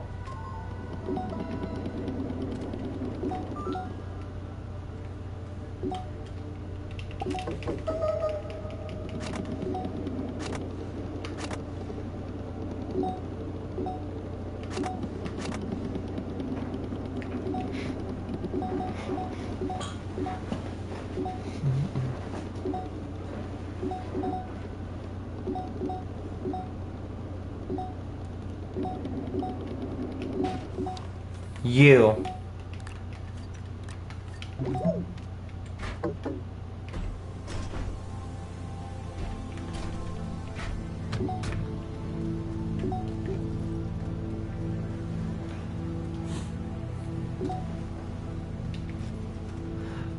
And oh wait, I should make a new drill piece.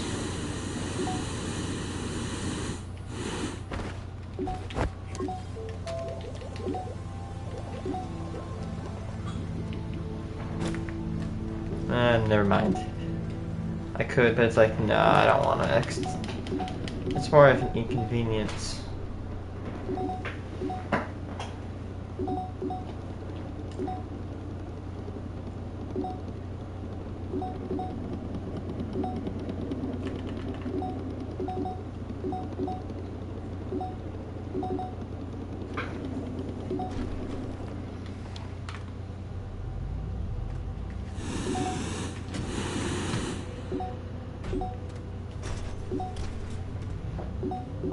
That looks weird.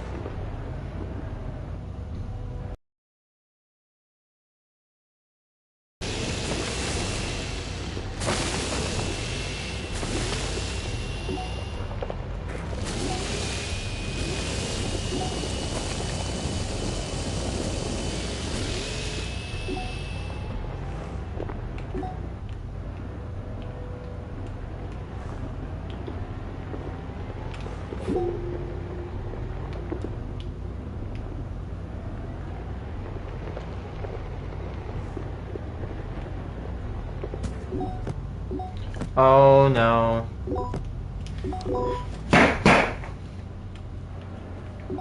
Get back! Nope. Need your help.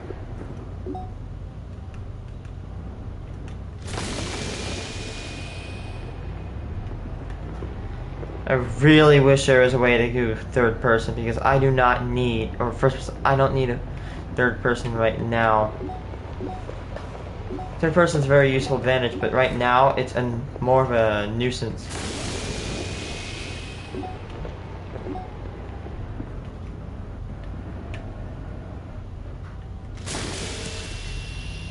Can I please move?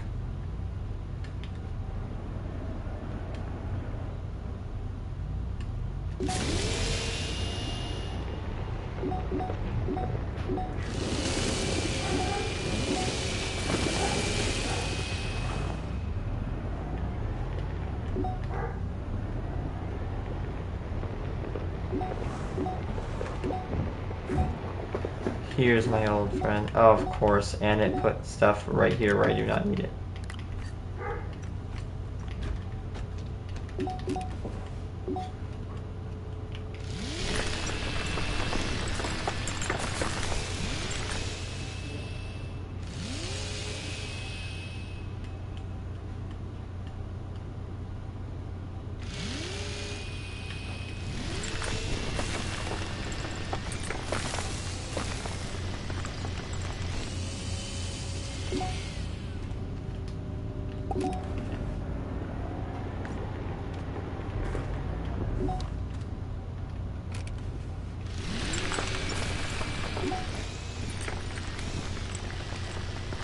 There we go. This is probably gonna help us way better than me not using it.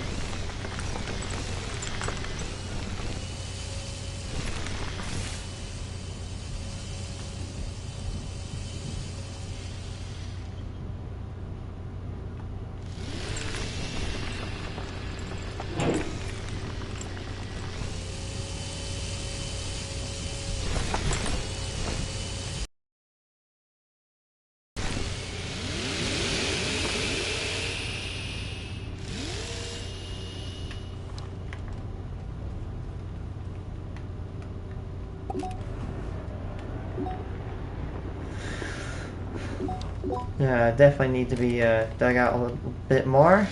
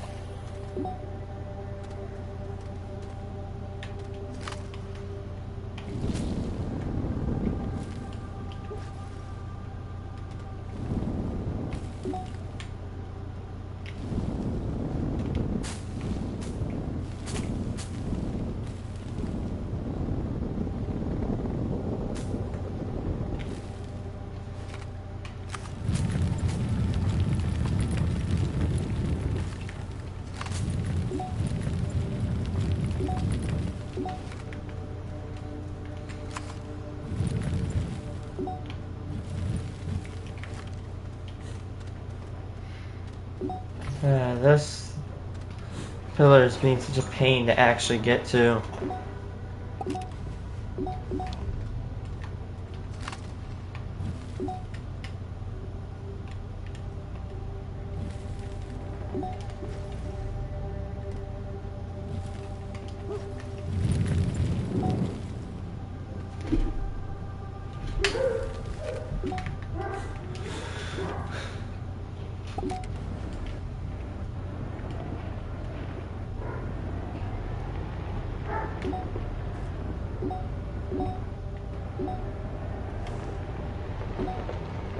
Uh-oh, this is gonna be a little bit bumpy.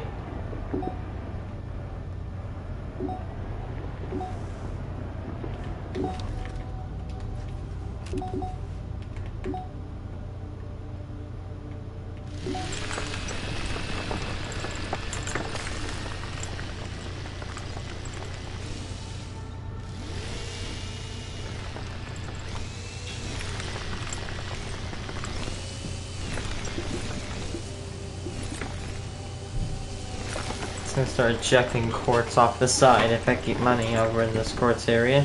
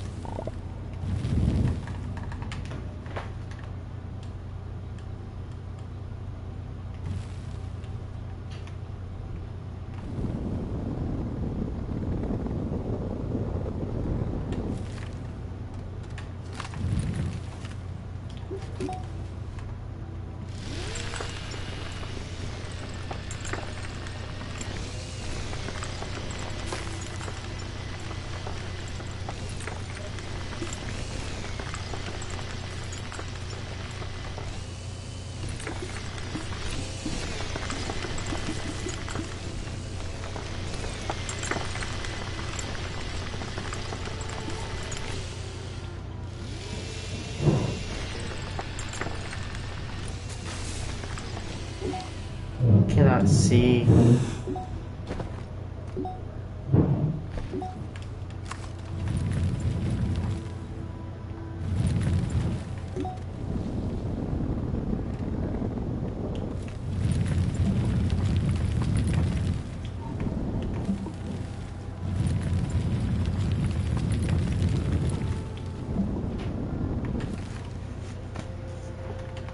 These giant walls need to be ripped out right here.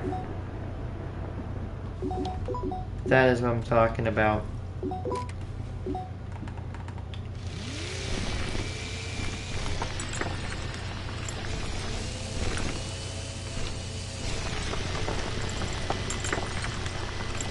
Trust me, this will make, even if it doesn't help us clear the path between the two pillars, it will actually. Oh my! What is that? That's clay. That's a clay deposit.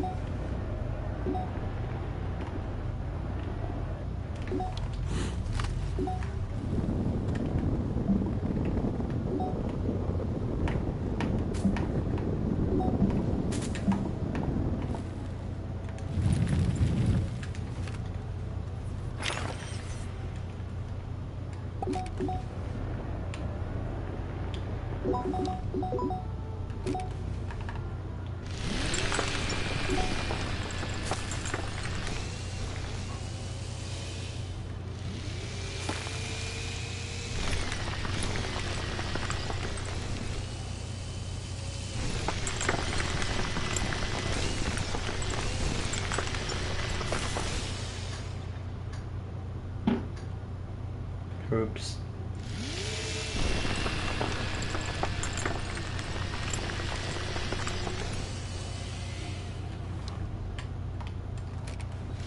Hold on.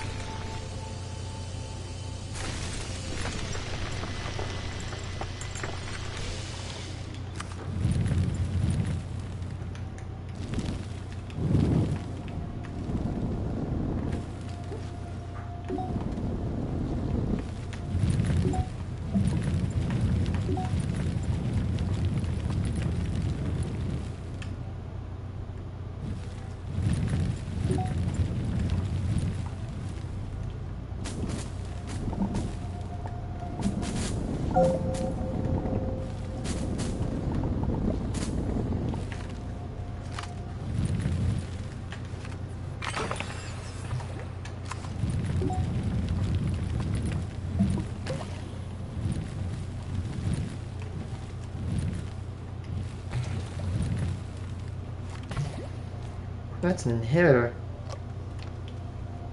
Or alignment, let's say.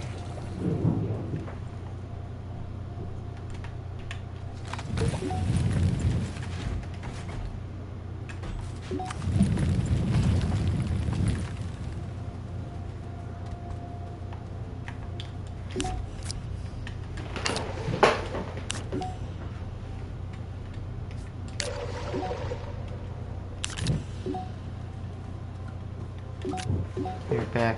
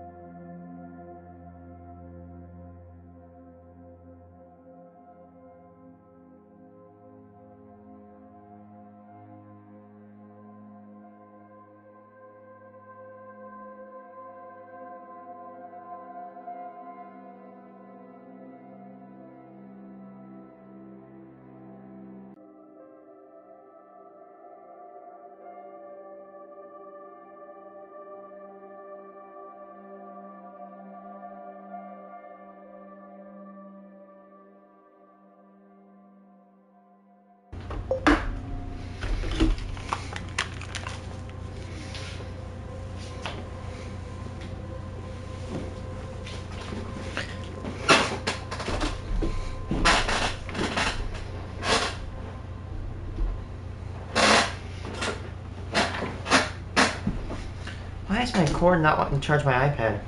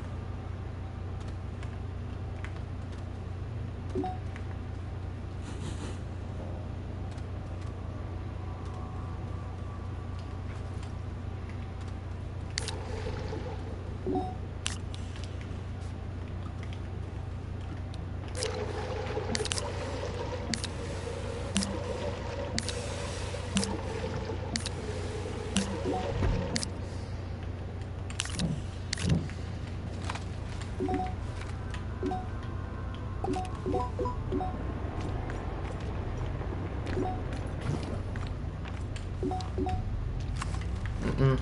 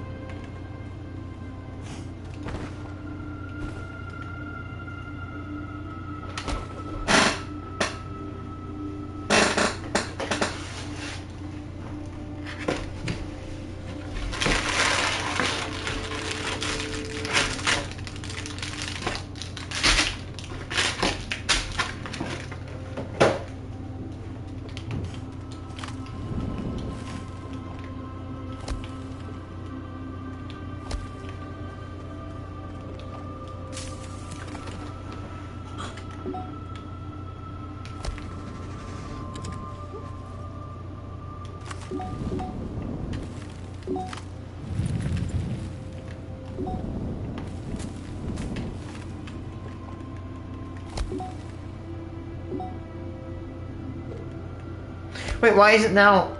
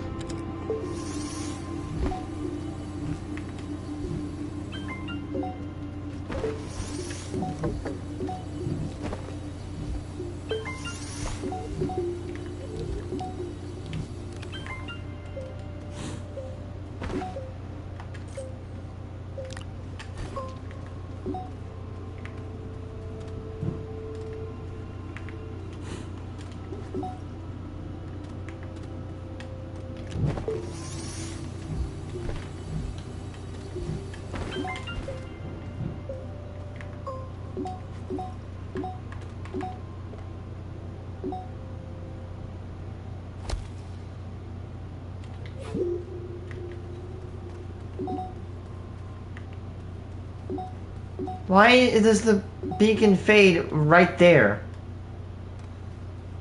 That's incredibly dumb. These beacons have more range than that.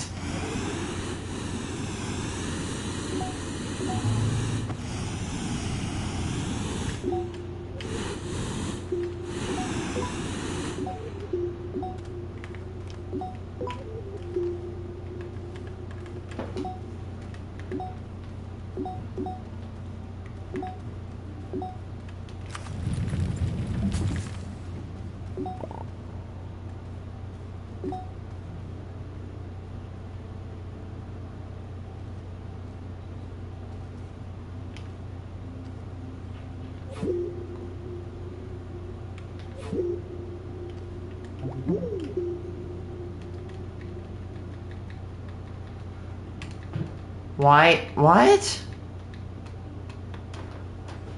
Look, it's literally right in my face. It's stuck to this.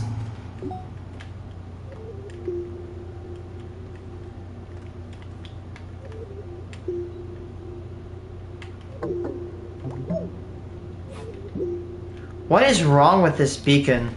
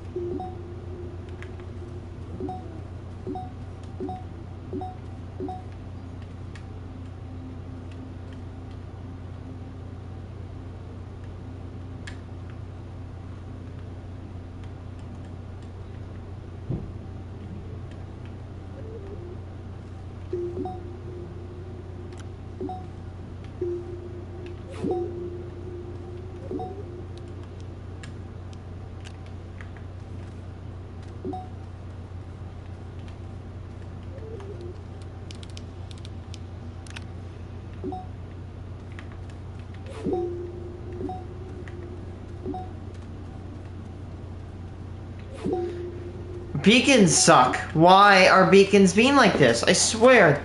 Now they're being buggy when I have to work with them.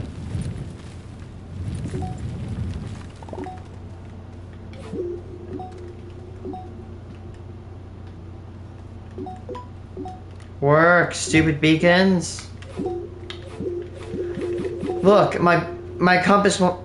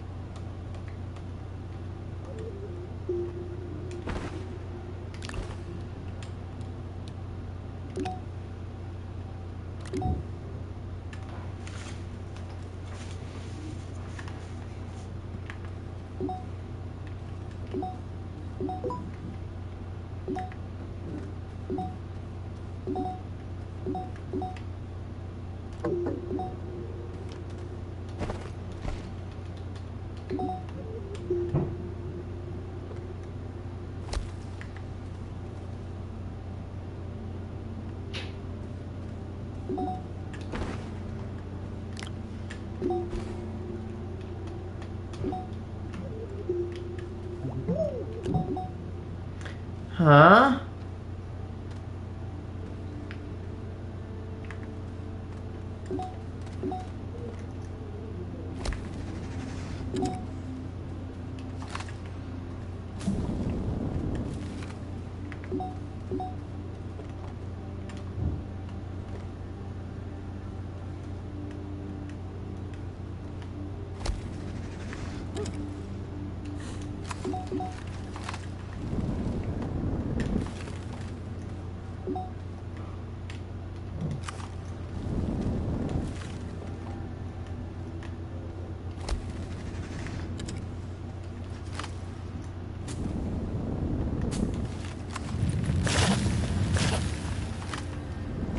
Apparently only one beacon like that can be up at a time.